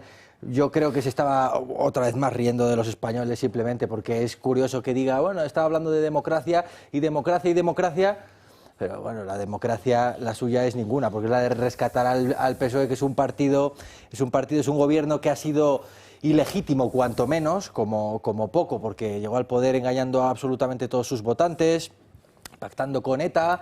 Y bueno, y entre otras fechorías, con un toque de queda inconstitucional.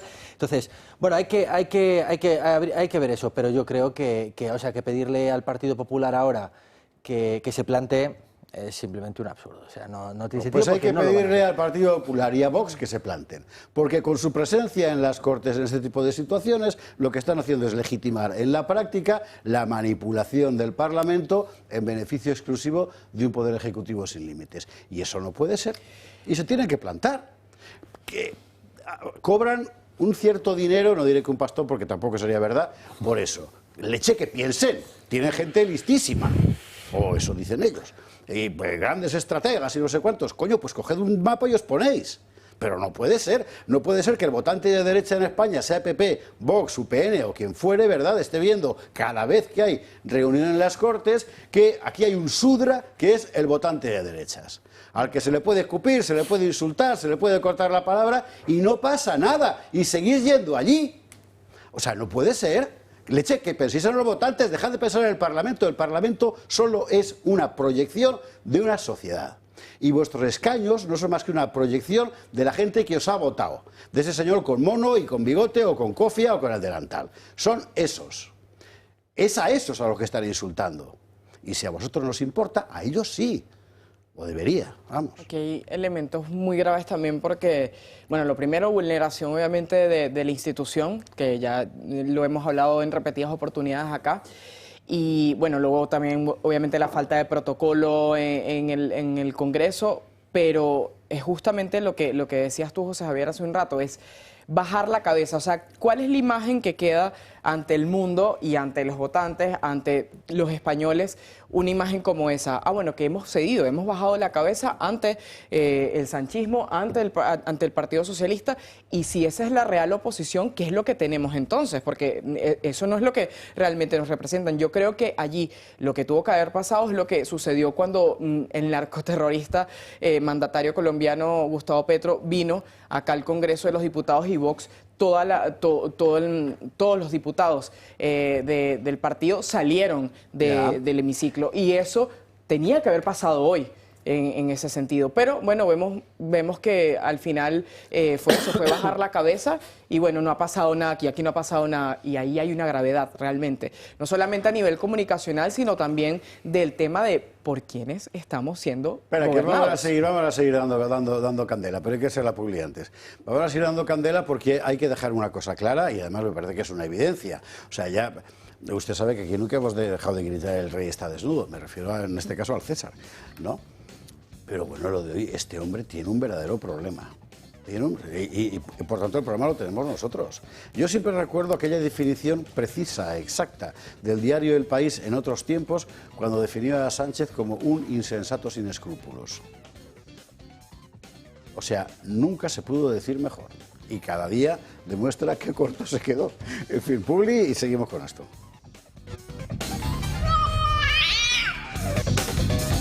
...23:15, 22:15 en Canarias. Don Pedro Sánchez. O sea, ¿qué le voy a contar? Yo estoy bien, si quieren ayuda que la pidan. Es así. Y hoy lo ha vuelto a hacer con el asunto de los muertos en el apagón. En fin, me parece que es muy importante porque bueno, uno tiene que saber, yo qué sé, no sé si en tiempos de Calígula había alguien que fuera capaz de advertir a los romanos sobre la singular naturaleza de su emperador. Igual no había tele, ¿no? No, ahora sí. Así que, informe Gutiérrez. El presidente del gobierno ha mostrado una gran falta de empatía hacia los españoles en los momentos complicados en múltiples ocasiones. Unas palabras que dejan entrever que lo importante para él es su porvenir político y su agenda ideológica. Veamos algunos ejemplos. El más reciente ha tenido lugar al hablar sobre los fallecidos por el apagón. Y qué gran acto de cinismo es lamentar las 5 vidas que tristemente se perdieron por el apagón e ignorar las más de 8.000 que se pierden cada año en España como consecuencia del cambio climático. No le importan los muertos ni las consecuencias materiales del apagón, como evidencian sus palabras en la reunión del Consejo de Seguridad Nacional.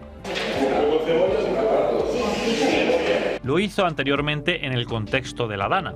Sánchez puso la cruz a los afectados por la riada en Paiporta simplemente porque le recriminaron su inacción ante la catástrofe y le echaron de la localidad.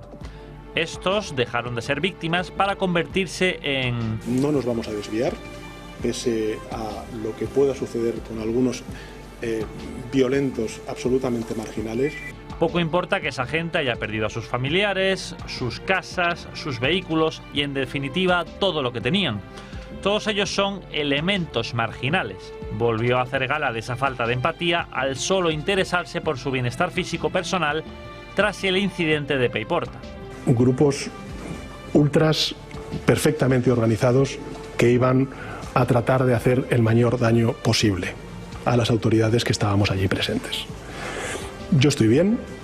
Reconfirman esta actitud sus palabras sobre la respuesta del gobierno central frente a la Dana. Y es que el gobierno central está listo para ayudar. Si necesita más recursos, que los pida. Su objetivo no era ayudar a los valencianos, sino debilitar a Mazón y al Partido Popular. El distanciamiento con el sentir de la población es evidente. En pandemia se vio claro cuando el presidente calificó como exitosa la respuesta frente al virus en los 2 primeros meses de la pandemia, a pesar de que España ya contaba con más de 10.000 fallecidos solo en abril, o cuando afirmó que a los sanitarios no les faltaba de nada, pese a que estos usaban bolsas de basura como equipo de protección al inicio del COVID. También se puede apreciar esta falta de empatía en sus acciones. Por ejemplo, Sánchez no acudió a Barbate cuando 2 guardias civiles fueron asesinados por unos narcotraficantes. El presidente priorizó evitar los abucheos y mantener su imagen intacta a cumplir con su deber, como ya ha hecho en otras ocasiones. Esta es la indiferencia de Sánchez ante el sufrimiento de los españoles. Paréntesis de última hora, le cuento que ha entrado en vigor el alto el fuego en Ucrania. Putin había propuesto un alto el fuego de 3 días, la respuesta ucraniana fue mandar un montón de drones. Creo que ha sido esta mañana o ayer por la tarde. Era asesinado en Kharkov el ingeniero jefe de los drones ucranianos. Y por otra parte, Putin había amenazado con que si volvían a mandar drones ucranianos, él contestaría con misiles Oresnik, así que Ucrania ha aceptado el alto el fuego. De momento, como usted sabe, el día 9 es la gran fiesta en Moscú de aniversario del fin de la Segunda Guerra Mundial. Cierro paréntesis, nuestro César Augusto. Pues bueno, un psicópata diciendo psicopatadas, volviendo al tema de Sánchez. Yo, la verdad que, bueno, es un poco lo que comentábamos antes. No hay mucho que hacer frente a este señor mientras la gente no decida romper y echarse a la calle, sacarlo. Podemos esperar unas futuras elecciones, pero es muy complicado. Muestra un cero sensibilidad con la población española, le da exactamente igual todo el mundo. Yo estuve muchos días en Paiporta y en la Horta Sur de Valencia durante la Dana. Allí la gente le ha quedado ya muy claro lo que es Sánchez. Allí todo el mundo detesta profundamente a Sánchez, incluso más que a Mazón, aunque Mazón también, pero todo el mundo es consciente de que Sánchez les dejó morir. Yo este señor no sé bueno, que es un psicópata está claro, porque él sabe que ha matado a cientos de valencianos, a miles de valencianos, víctimas que ni siquiera reconoce. El otro día con el apagón también ha matado a 5 o 6 personas, bueno, con su inacción. Esta vez igual no ha sido tanta omisión como en el caso de Valencia. Recordemos que en el caso de Valencia, Sánchez evita mandar ayuda a los valencianos cuando estaban allí muriéndose. Es que yo llegué antes que la Guardia Civil y el Ejército a algunos pueblos, con mi organización, con Revuelta. Entonces, esto para que quede claro. Entonces, él dejó morir a los valencianos. Entonces, todo lo que haga a partir de ahí, pues es simplemente un síntoma más de psicopatía. Es que es un psicópata, es que poco más se puede decir de... Yo creo que sí. Es un horror. No, es un horror, de verdad.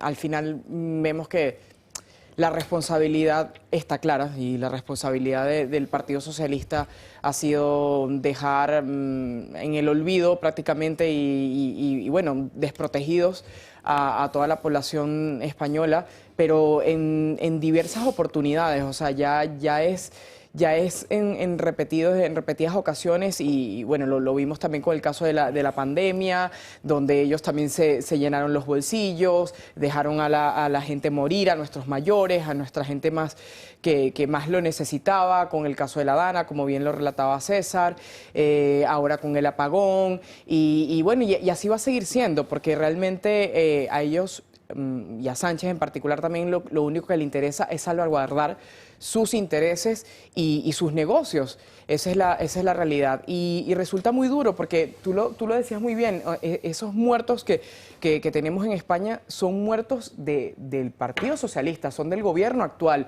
Y cada vez que vemos que hay que juzgarles o que ellos tienen que comparecer, lo que hacen es mentirle a la población, no responsabilizarse como tienen que hacerlo, sino que sencillamente se burlan en repetidas oportunidades de nosotros. Y esto es muy grave porque al final, bueno, es un cúmulo ya de cuestiones que yo creo que acumulan la suficiente gravedad para poder procesarlo ya judicialmente y que paguen por estos delitos que se ha cometido y vemos que hay un sistema de justicia que prácticamente no hace nada tampoco, o sea que es parte también de lo mismo, ¿no? Entonces hay una gravedad mayor en ese sentido. Yo es que creo que estamos en una situación en la que un narcisista como este, un tipo sin ningún escrúpulo moral, sin ninguna referencia moral, yo creo que es un ser amoral absolutamente, le da igual todo, pero yo creo que lo que hay detrás también es todo un sistema en el que ellos, cada desgracia nuestra, cada uno de nuestros muertos, es un negocio. Es un negocio en el que ellos están obedeciendo una agenda que se está imponiendo contra los españoles, contra los intereses de España, contra el futuro de España, y mientras ellos sí consigan que eso siga adelante, ellos, me refiero no solamente al Partido Socialista, sino también al Partido Popular, es decir, están encantados, es decir, porque eso les va a mantener a ellos chupando del bote, chupando del negociete que tenemos aquí, a costa de nuestra sangre. Es cierto que una parte cada vez mayor de la población española, es decir, ya es bastante corriente ir a una discoteca o ir a una fiesta de barrio o ir a una fiesta de pueblo y que el grito sea Pedro Sánchez hijo de puta. Es decir, eso, o en un partido de fútbol, es decir, ya es una cosa, hay decenas de vídeos circulando al respecto. Pero con eso no se consigue resolver el problema. Porque yo creo que en este sentido la única razón, lo único que podemos esperar es que estos tipos vayan cada vez más descendiendo más profundamente en su corrupción moral, en su corrupción política. Es decir, ya hemos visto, ya tenemos ejemplos de cómo han falsificado elecciones, de cómo el Partido Socialista, junto con trabajadores de correos, compraba votos, falsificaba votos, cómo se han falsificado votos por correo de gente que no ha votado. Y todo eso, efectivamente, se encuentra con unos medios de comunicación comprados que ocultan la realidad, que embellecen a este sistema de dominio y de explotación, y al mismo tiempo un sistema judicial cada vez más corrupto, en el que, como en todas las mafias, cada vez hay no solamente policías, no solamente periodistas, sino también jueces. En esta situación, ¿qué es lo que cabe? Es decir, tenemos que empezar a pensar que los elementos de protesta dentro del sistema quizás no tengan ya función, porque la utilidad que tiene un sistema de protesta es conseguir que realmente tu protesta, si alcanza unos niveles, consiga los resultados de cambiar las cosas. Y aquí no se cambia cosas. ¿Por qué? Porque el Partido Socialista, el Partido Popular y en general todo el aparato del Estado están en lo mismo. Están corruptos, están ya perdida cualquier referencia a la democracia, a la libertad, al bienestar de los españoles. Eso tenemos que ser conscientes y los espectadores, los españoles en general, tenemos que ser conscientes de que con este gobierno, con este sistema, no tenemos futuro. Vamos a ver el gasto militar, me gustaría verlo antes. César quería añadir algo, te ruego que sean 30 segundos. Sí, no, simplemente decir que, bueno, que tampoco no subestimemos el cambio que se está produciendo entre los jóvenes, porque es verdad, muy bien señalabas, el tema de que en las discotecas ahora es como que está de moda, ¿no?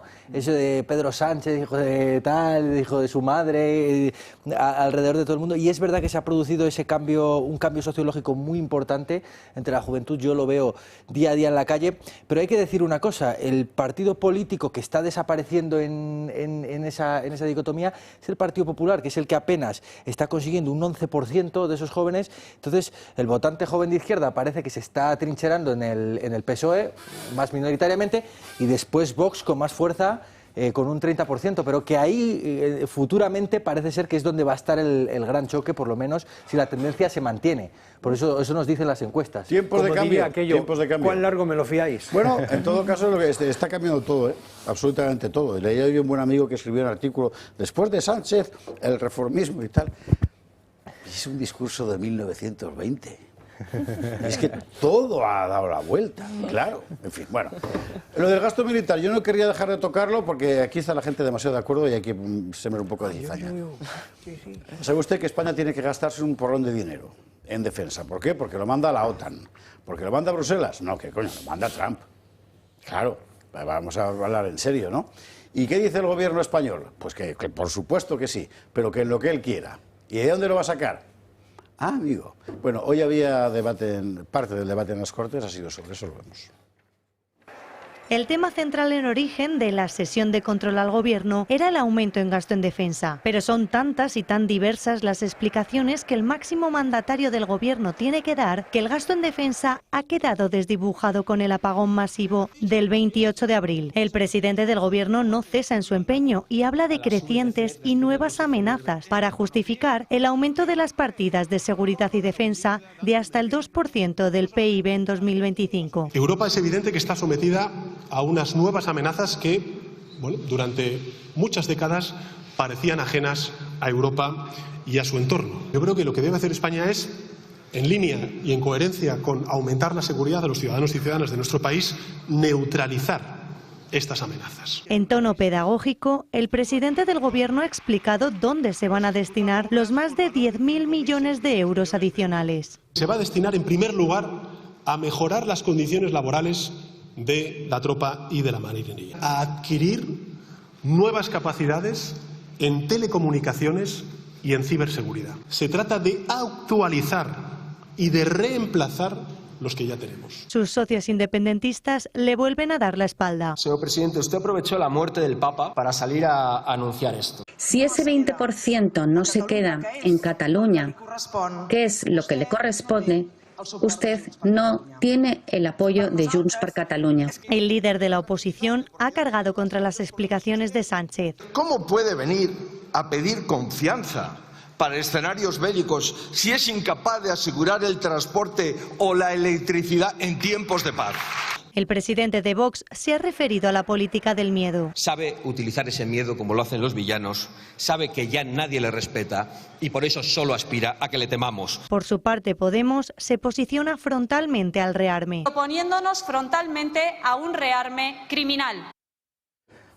¿Cómo lo veis? Muy rápidamente, que me gustaría irme a la publicidad temprano, que hay que llamar a Elena Ramallo. Es que es increíble, estamos a nada de que empiece a haber, pues montará cursillos LGTBI dentro del ejército también para justificar. O sea, hay que rearmarse, pero hay que rearmarse para prevenirse de, por ejemplo, de Marruecos. Ese es el problema. Claro, para todas estas tonterías que seguramente lo gaste, pues francamente no. Totalmente.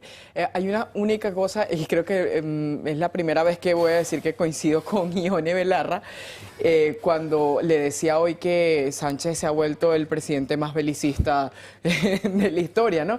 Y es verdad, porque al final Sánchez ha permitido que haya una guerra silenciosa en España, esa es la verdad. O sea que al final nosotros deberíamos estar destinando los recursos eficientemente en seguridad y en defensa, pero para protegernos nosotros y proteger nuestras fronteras, y es lo que no está pasando.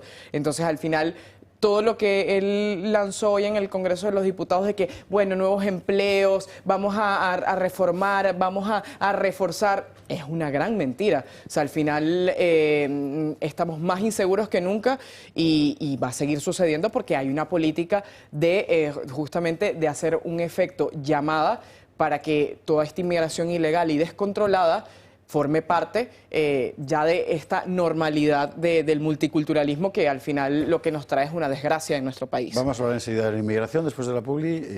Yo muy rápidamente. Yo creo que hay dos cosas muy importantes. En primer lugar, ese incremento y además el énfasis que pone en que va a ir destinado al personal militar, te demuestra, uno, que empieza a haber movimientos en el ejército que ellos perciben de gente descontenta.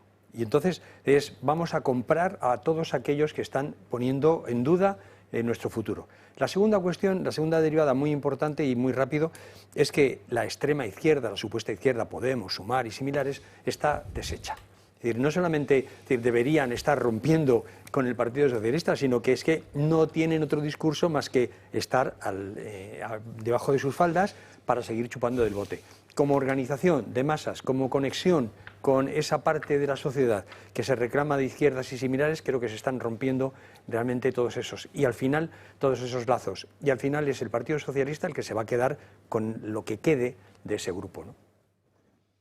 Veremos lo que ocurre. Nos vamos a la publicidad. ¿Por qué? Porque a la vuelta hay que hacer muchas cosas. Uno, contar lo del aumento de matrimonios forzosos en Cataluña. No porque ahora la gente, bueno, los payeses de las masías, ¿verdad? No, es la población musulmana en Cataluña. Dos, hablar con Elena Ramallo, porque iba a contar en la Asamblea de Madrid su posición sobre el asunto del hijab y el burka y todo eso, ¿verdad? Pero en los colegios, y la han vetado el PP. La ha vetado. Bueno, oiga, es el tema de nuestro tiempo. El otro día en Treviso, en Italia, los niños de una guardería entran a una mezquita a arrodillarse. En una mezquita. En el Reino Unido, el señor Starmer, que dice que la gente podría coger en su casa a cada uno un inmigrante. Joder. ¡Ea! Y así, ¿no? Bueno, y hemos de contar, ya lo contaremos mañana, lo que ha sacado Rubén Pulido con uno de sus colaboradores en Canarias. Se están gastando, bueno, en total creo que son en torno a 50 millones de euros en acondicionar cuarteles que estaban abandonados para meter ahí dentro inmigrantes ilegales. Tenemos un problema, ¿eh? Publi, lo vemos. 23:36, 22:36 en Canarias. Atentos, hay un problema objetivo, aunque la gente quiera mirar para otro lado. Hay un elefante en la habitación. No sé cómo se dice elefante en árabe, pero es evidente. Pasa en toda Europa. Hay un problema no exactamente con la inmigración, sino con la afluencia ilegal de millones de personas que no tienen la menor intención de integrarse aquí y que además transportan su civilización, que es una civilización pues muy singular, muy señalada, con muchísimos siglos, 1400 años, ¿verdad? Y que no ven por qué tienen que abandonar. Yo les entiendo. También deberían entender ellos que si ellos lo ven así, pues yo también, ¿por qué tengo yo que acogerte? Y sin embargo, en Europa el poder se obstina en negar el problema, y esto es lo más llamativo. Vamos a ver, Reino Unido, lo de Starmer, no es una broma, no es una, como dice el gobierno, fake news, ¿no? Podemos verlo, lo del Reino Unido, la propuesta gubernamental, que los británicos que viven solos acojan inmigrantes en sus viviendas. ¿Ah? Bueno, oiga, esto es lo que hay. En Italia el otro día, con una polémica formidable, niños de una guardería católica que se van a visitar una mezquita. ¿Por qué? Casi que prefiero no saberlo. Pero que llegan allí lo que hacen es esto, ponerse a rezar como musulmanes. Oiga, mire, el respeto está muy bien, pero la sumisión ya no, ¿no? Bueno, claro, vale. En Cataluña, problema que se arrastra en buena parte de España desde hace mucho tiempo, ante el que se quiere cerrar los ojos, los matrimonios forzosos, que es una práctica social bastante convencional. En Pakistán, por cierto, también lo había, y muy serio, además endogámico y tal. Bueno, yo conozco personalmente denuncias en la Comunidad Valenciana, por ejemplo, desde hace no menos de 10 años, ¿eh? Nadie ha hecho nada. Ahora en Cataluña hay un verdadero problema. Hanan Cherrouch, que es una activista muy valiente, lo ha denunciado. Y solo le ha valido, bueno, persecución sin límite. María Vallejo nos cuenta los últimos datos. Los matrimonios forzados son un tipo de violencia más en la que se obliga a mujeres, muchas veces menores de edad, a casarse con desconocidos para cumplir con los deseos de sus padres. Esta práctica está muy extendida en países como India o Pakistán, pero es también una realidad que poco a poco está cogiendo fuerza en nuestro país, sobre todo en una zona en concreto, en Cataluña. El año pasado hubo 18 mujeres y niñas víctimas de este tipo de uniones. Un aumento del 20% en Cataluña con respecto al año 2023. De esas 18 víctimas, 7 eran menores de edad. Los agentes de policía que investigan este tipo de matrimonios lograron frenar 16 de ellos.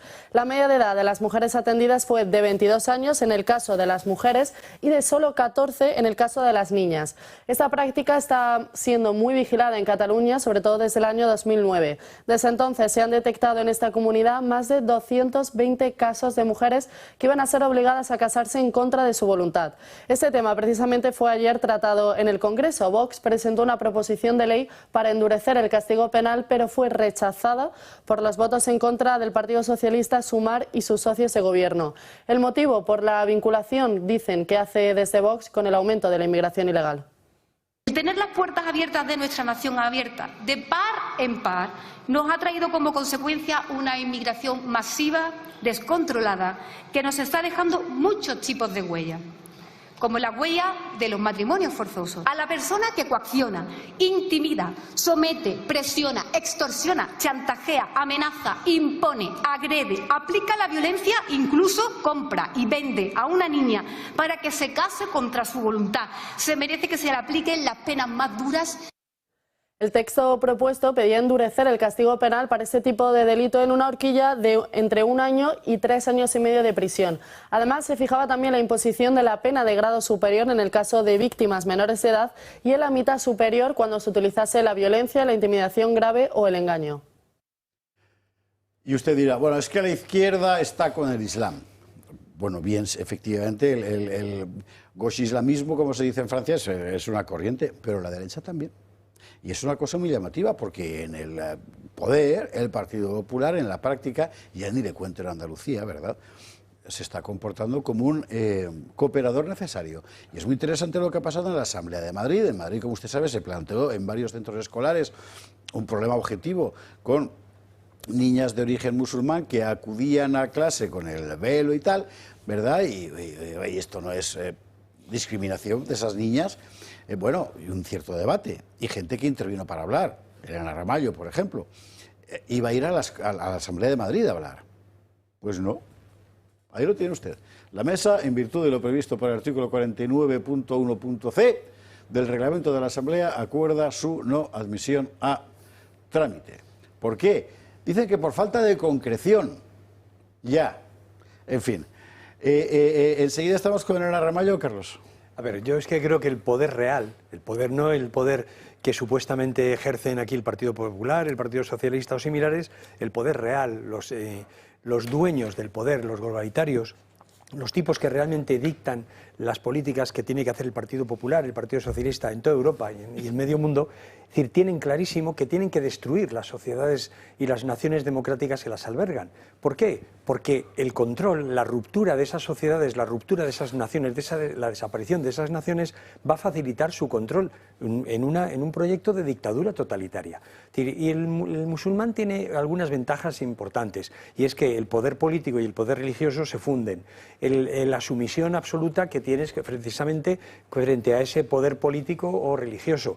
Y al final resulta que lo que hay detrás es todo un proceso de sumisión, de ruptura de nuestra nación, de ruptura de la democracia, aunque signifique el violentar a miles de mujeres y el romper todos los fundamentos de lo que es una sociedad moderna, democrática y con unas raíces cristianas en las que la mujer tiene una visión en sí diferente. El Reino Unido es el ejemplo. En el Reino Unido, donde ya una inmensa mayoría de los cargos políticos son musulmanes y hay una fuerza política realmente musulmana, lo dicen con claridad. Hemos venido aquí a imponer la Sharia.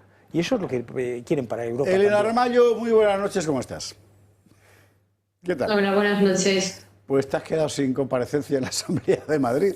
¿Qué argumento han dado? Porque el argumento formal es bastante poco, en fin, presentable.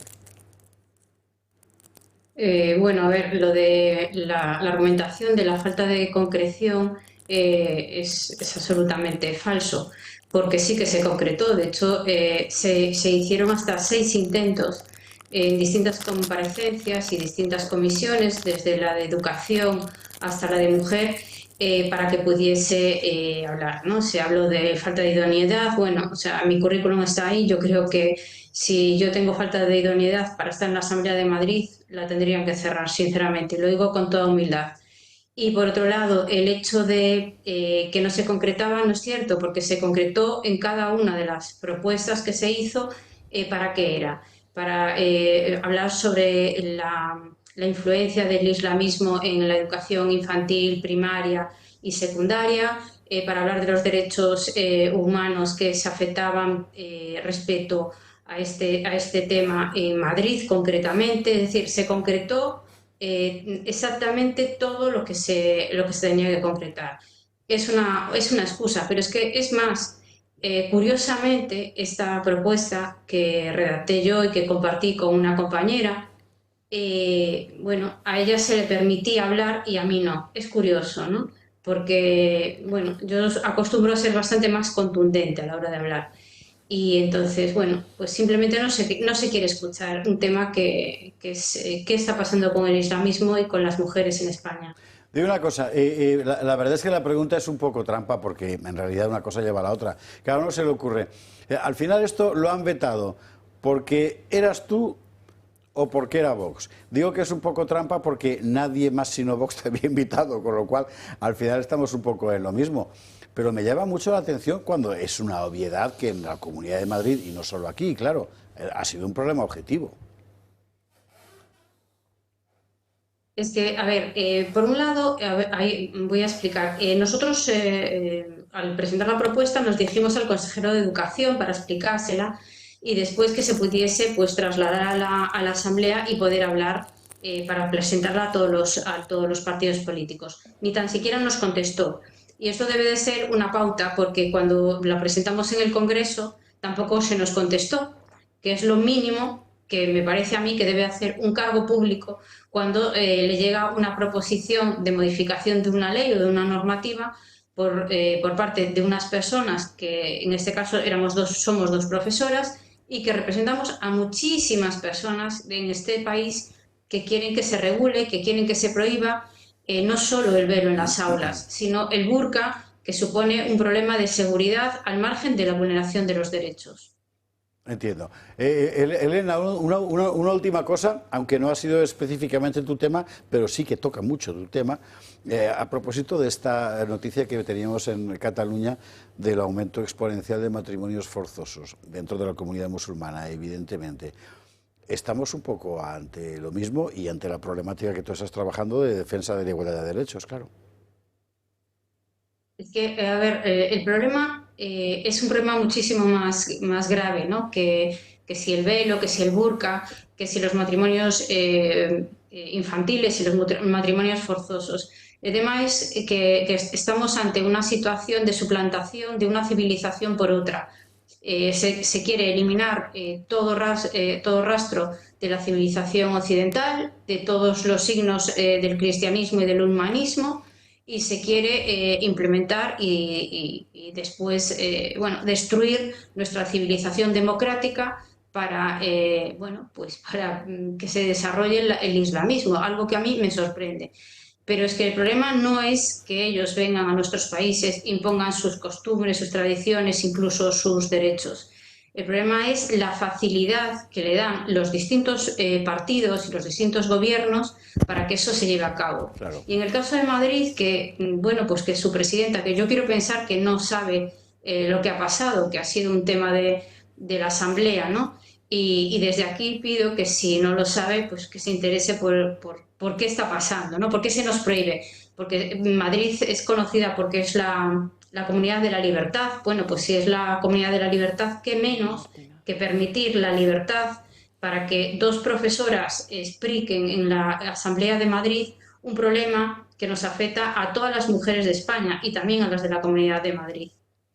Elena Ramallo, muchísimas gracias por estar con nosotros hoy en El Gato y por esperar hasta tan tarde para la conexión, que realmente no son de las. Gracias mil. Muchas gracias a vosotros. Gracias mil y seguimos a Elena Ramallo en las redes sociales, que es donde está desarrollando lo fundamental de su labor. Es muy interesante esto que decía del argumento de la libertad en la Comunidad de Madrid, porque para resolver el problema del hijab, la decisión del gobierno autonómico fue que decidan los centros, porque soy muy liberal. Claro, o sea, el director del centro tiene que decidir con la fila de maromos, papás y hermanos de las niñas, ¿verdad?, enfrente. O sea, en plena libertad, al final, claro. Bueno, realmente la Madrid que vivimos con Ayuso no es de libertad, realmente es de libertinaje y de opresión, porque al final somos nosotros las mujeres occidentales con cultura cristiana las que nos sentimos profundamente atacadas cada vez que en nuestros barrios hay mayor manifestación del islamismo y de esta cultura que es totalmente incompatible. Yo me aterrorizo realmente a cada momento y de hecho lo converso con muchos amigos porque yo que estoy en pleno centro de Madrid lo veo a diario, en las mañanas, en los colegios, en el metro de Madrid, en mi barrio, camino. Es horrible, es horrible. Y al final te sientes, o sea, tú te sientes mal, pero no deberías sentirte mal porque, o sea, estás en minoría. O sea, es impresionante porque tú dices, bueno, al final son ellos más que yo y me miran mal, o sea, es muy interesante que lo digas tú, además, que no eres española de cuna. Ya, pero... Eres española del otro lado del mar. Claro, pero claro, porque es que el ataque es a nuestra cultura. Claro, que es lo que ha dicho Elena Ramallo. Si el problema no es que gente venga de fuera, tú vienes y te de fuera. Miran con odio, es que esa es la la verdad. suplantación de una civilización. Totalmente. Claro. Porque es que eso es lo que cambia, ¿eh? O sea, no es una cuestión personal de... No, el problema es colectivo. No, el reemplazo sin duda es un reemplazo cultural, es un reemplazo de nuestras creencias, de lo que somos realmente, porque, como lo decías, a pesar de que yo no soy de origen español, soy hispana. Compartimos una cultura, unos valores, una historia, y a eso es a lo que ellos atentan, ¿no? En el caso de Madrid ya lo vemos, en el caso de Cataluña es terrible, yo siempre lo comento con amigos, yo le digo, ¿cómo sería vivir en Cataluña cuando vemos lo que ocurre en Salt, vemos lo que ocurre en Badalona, y ante esto, bueno, incluso los grupos feministas y estas legislaciones absurdas que ellos mismos se han montado desprotegen totalmente a la mujer. Entonces, es una hipocresía total también lo que vemos por parte del gobierno y de sus aliados también, como Sumar y demás. Y en el caso de Madrid, vemos cómo lo que sucedió hoy con Elena es prácticamente lo que vemos con ellos, ¿no? O sea, el Partido Popular también veta este tipo de situaciones, ¿no? Que es muy grave realmente. Sí, no, efectivamente. Hablabais de elefante en la habitación, yo diría más bien camello, teniendo en cuenta sus índices de delincuencia.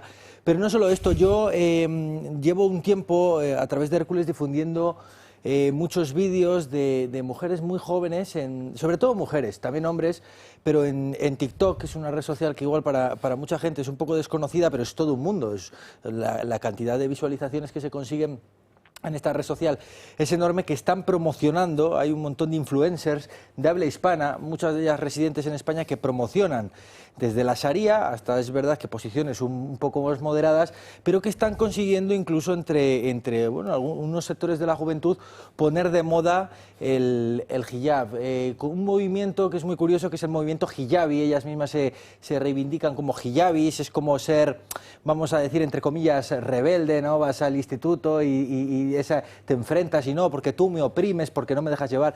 Muchas de ellas son españolas y esto es un problema muy grande que está sucediendo y que yo creo que no se está teniendo en cuenta, porque cuando hacemos este diagnóstico pensamos mucho en, bueno, es que están viniendo y el trabajo que se puede hacer igual desde las mezquitas salafistas o el trabajo que se puede estar haciendo desde algunos gobiernos para interferir, pero eso también está en España, ese problema también parte de las redes sociales y de esa cantidad de influencers, seguro que algunos financiados por Marruecos o por algunas potencias islámicas, y otros incluso por motu propio, que están trabajando para poner estas cosas de acuerdo y que después veamos en las manifestaciones que dicen, bueno, es que yo llevo el hijab porque yo quiero.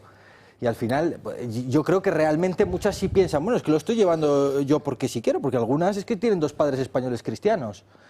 Y realmente están cogiendo esta moda. Entonces, hay que también prestar especial atención, yo creo, a todo esto que se gesta en redes sociales, porque son muchas, y algunas con 80.000 seguidores, 100 y pico mil seguidores, que es una auténtica barbaridad. Como os digo, ya lo he publicado varias veces en Hércules y lo he denunciado. Carlos. Yo muy rápidamente, es decir, yo creo que efectivamente hay un proceso de sustitución. Estamos en un proceso de sustitución porque al poder real, al todo ese poder del gran capital monopolista que intenta imponernos esa dictadura, lo que quiere es precisamente cambiar ese proceso de sustitución, cambiar una sociedad por otra. Y para eso tiene que eliminar los referentes históricos, los referentes éticos, los referentes históricos. Y eso es lo que a lo que estamos asistiendo. Hay un proceso de sustitución de una sociedad por otra, de una sociedad democrática, libre, donde la libertad es un valor, por una sociedad sumisa en la que realmente la mujer ocupa un papel secundario. Y esa es la realidad. Y eso tiene unos beneficiarios claros y unos agentes clarísimos también, en el que están los grandes partidos que están a las órdenes de ese gran capital monopolista que intenta imponer esta agenda de sustitución. Y si la población no quiere moverse, serán sus hijas, serán sus nietas las que lo sufran en primera persona, ¿no? Es interesante porque esto plantea, las consecuencias son absolutamente imprevisibles por lo numerosas. Yo creo que son infinitas, ¿eh? Lo que pasa en Alemania era con Alternativa, por ejemplo, es que el argumento fundamental de la Oficina Federal para decir es un partido anticonstitucional y extremista es que considera que hay que privilegiar a los alemanes nativos frente a los que vienen de fuera. Y uno lo lee 2 veces y dice, coño, pues claro, ¿no? Digo yo. Lo lógico es que tú tienes un gobierno, ¿verdad?, de unos ciudadanos, privilegias a otros ciudadanos frente a otro señor que no lo es. Pues eso es pecado. Claro, eso encaja con el orden tecnocrático y tal que dibuja Carlos Astiz. Y hay un elemento que ellos saben que existe y no lo quieren ver porque contraviene sus intereses, que es la reislamización furibunda del mundo musulmán en el último medio siglo, que es el gran fenómeno de esa civilización en este periodo de tiempo. Y no quieren ver lo que saben que va a pasar, porque no va a ser ni mucho menos una integración pacífica. Mucha gente sigue pensando, bueno, llegarán aquí y serán pues como nosotros, se desacralizarán también. Y un cuerno, es que no tiene nada que ver, y lo sabéis. Pero es que además están nacionalizando a decenas o centenares de miles que vienen directamente a eso, a sustituir a los españoles por otros que dicen que son españoles porque tienen la cédula, que pueden votar, que pueden influir, que pueden conseguir las subvenciones y similares y los derechos de cualquiera para imponer precisamente la pérdida de esos derechos. Bueno, lo que se acordó de la regularización de medio millón de inmigrantes ilegales, que por cierto también fue apoyado por el Partido Popular, una vez más. Bueno, pero fue promovido por la Conferencia Episcopal. Exactamente, entonces, y el tema de, bueno, que los acojan en su casa, bueno, que los acojan ellos en la casa de Sánchez, en la casa de Irene Montero, en la casa de Ione Belarra, ellos son los que deberían más bien responsabilizarse de eso. Desde luego que esto es un problema gravísimo, es un problema del cual los responsables los tenemos y los denunciamos a cada momento acá, que son por supuesto el Partido Socialista, el gran consenso también del Partido Popular, es decir, el bipartidismo que tenemos actualmente, y que para esto se necesita una voluntad política, o sea, eso es así.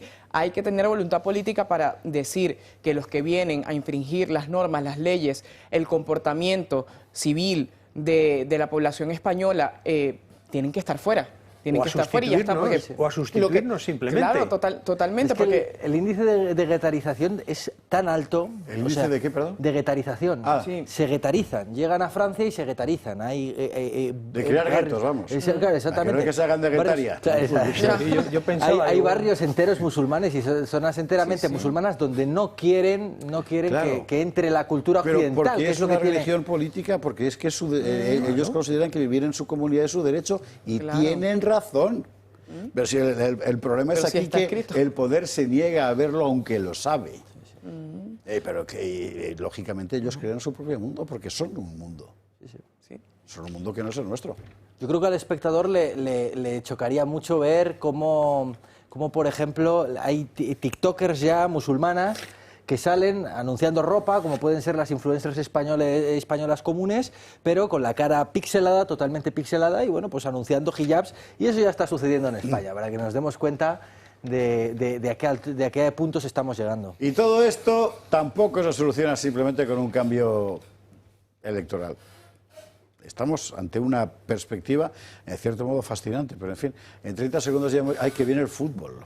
Y viene es el Curubito, nunca me acuerdo del nombre, pero me acaban de explicar que es como se llama una cumbre en Colombia, ¿no? El Curubito, creo que sí. Me entero. Don César Pintado, don Carlos Asti, doña María Maucó, muchas gracias a los tres por estar aquí. Y mañana, a lo mejor a estas horas, ya sabemos si hay papa. Todo depende de la fumata. Así que no se pierda mañana el gato al agua. Que descanse.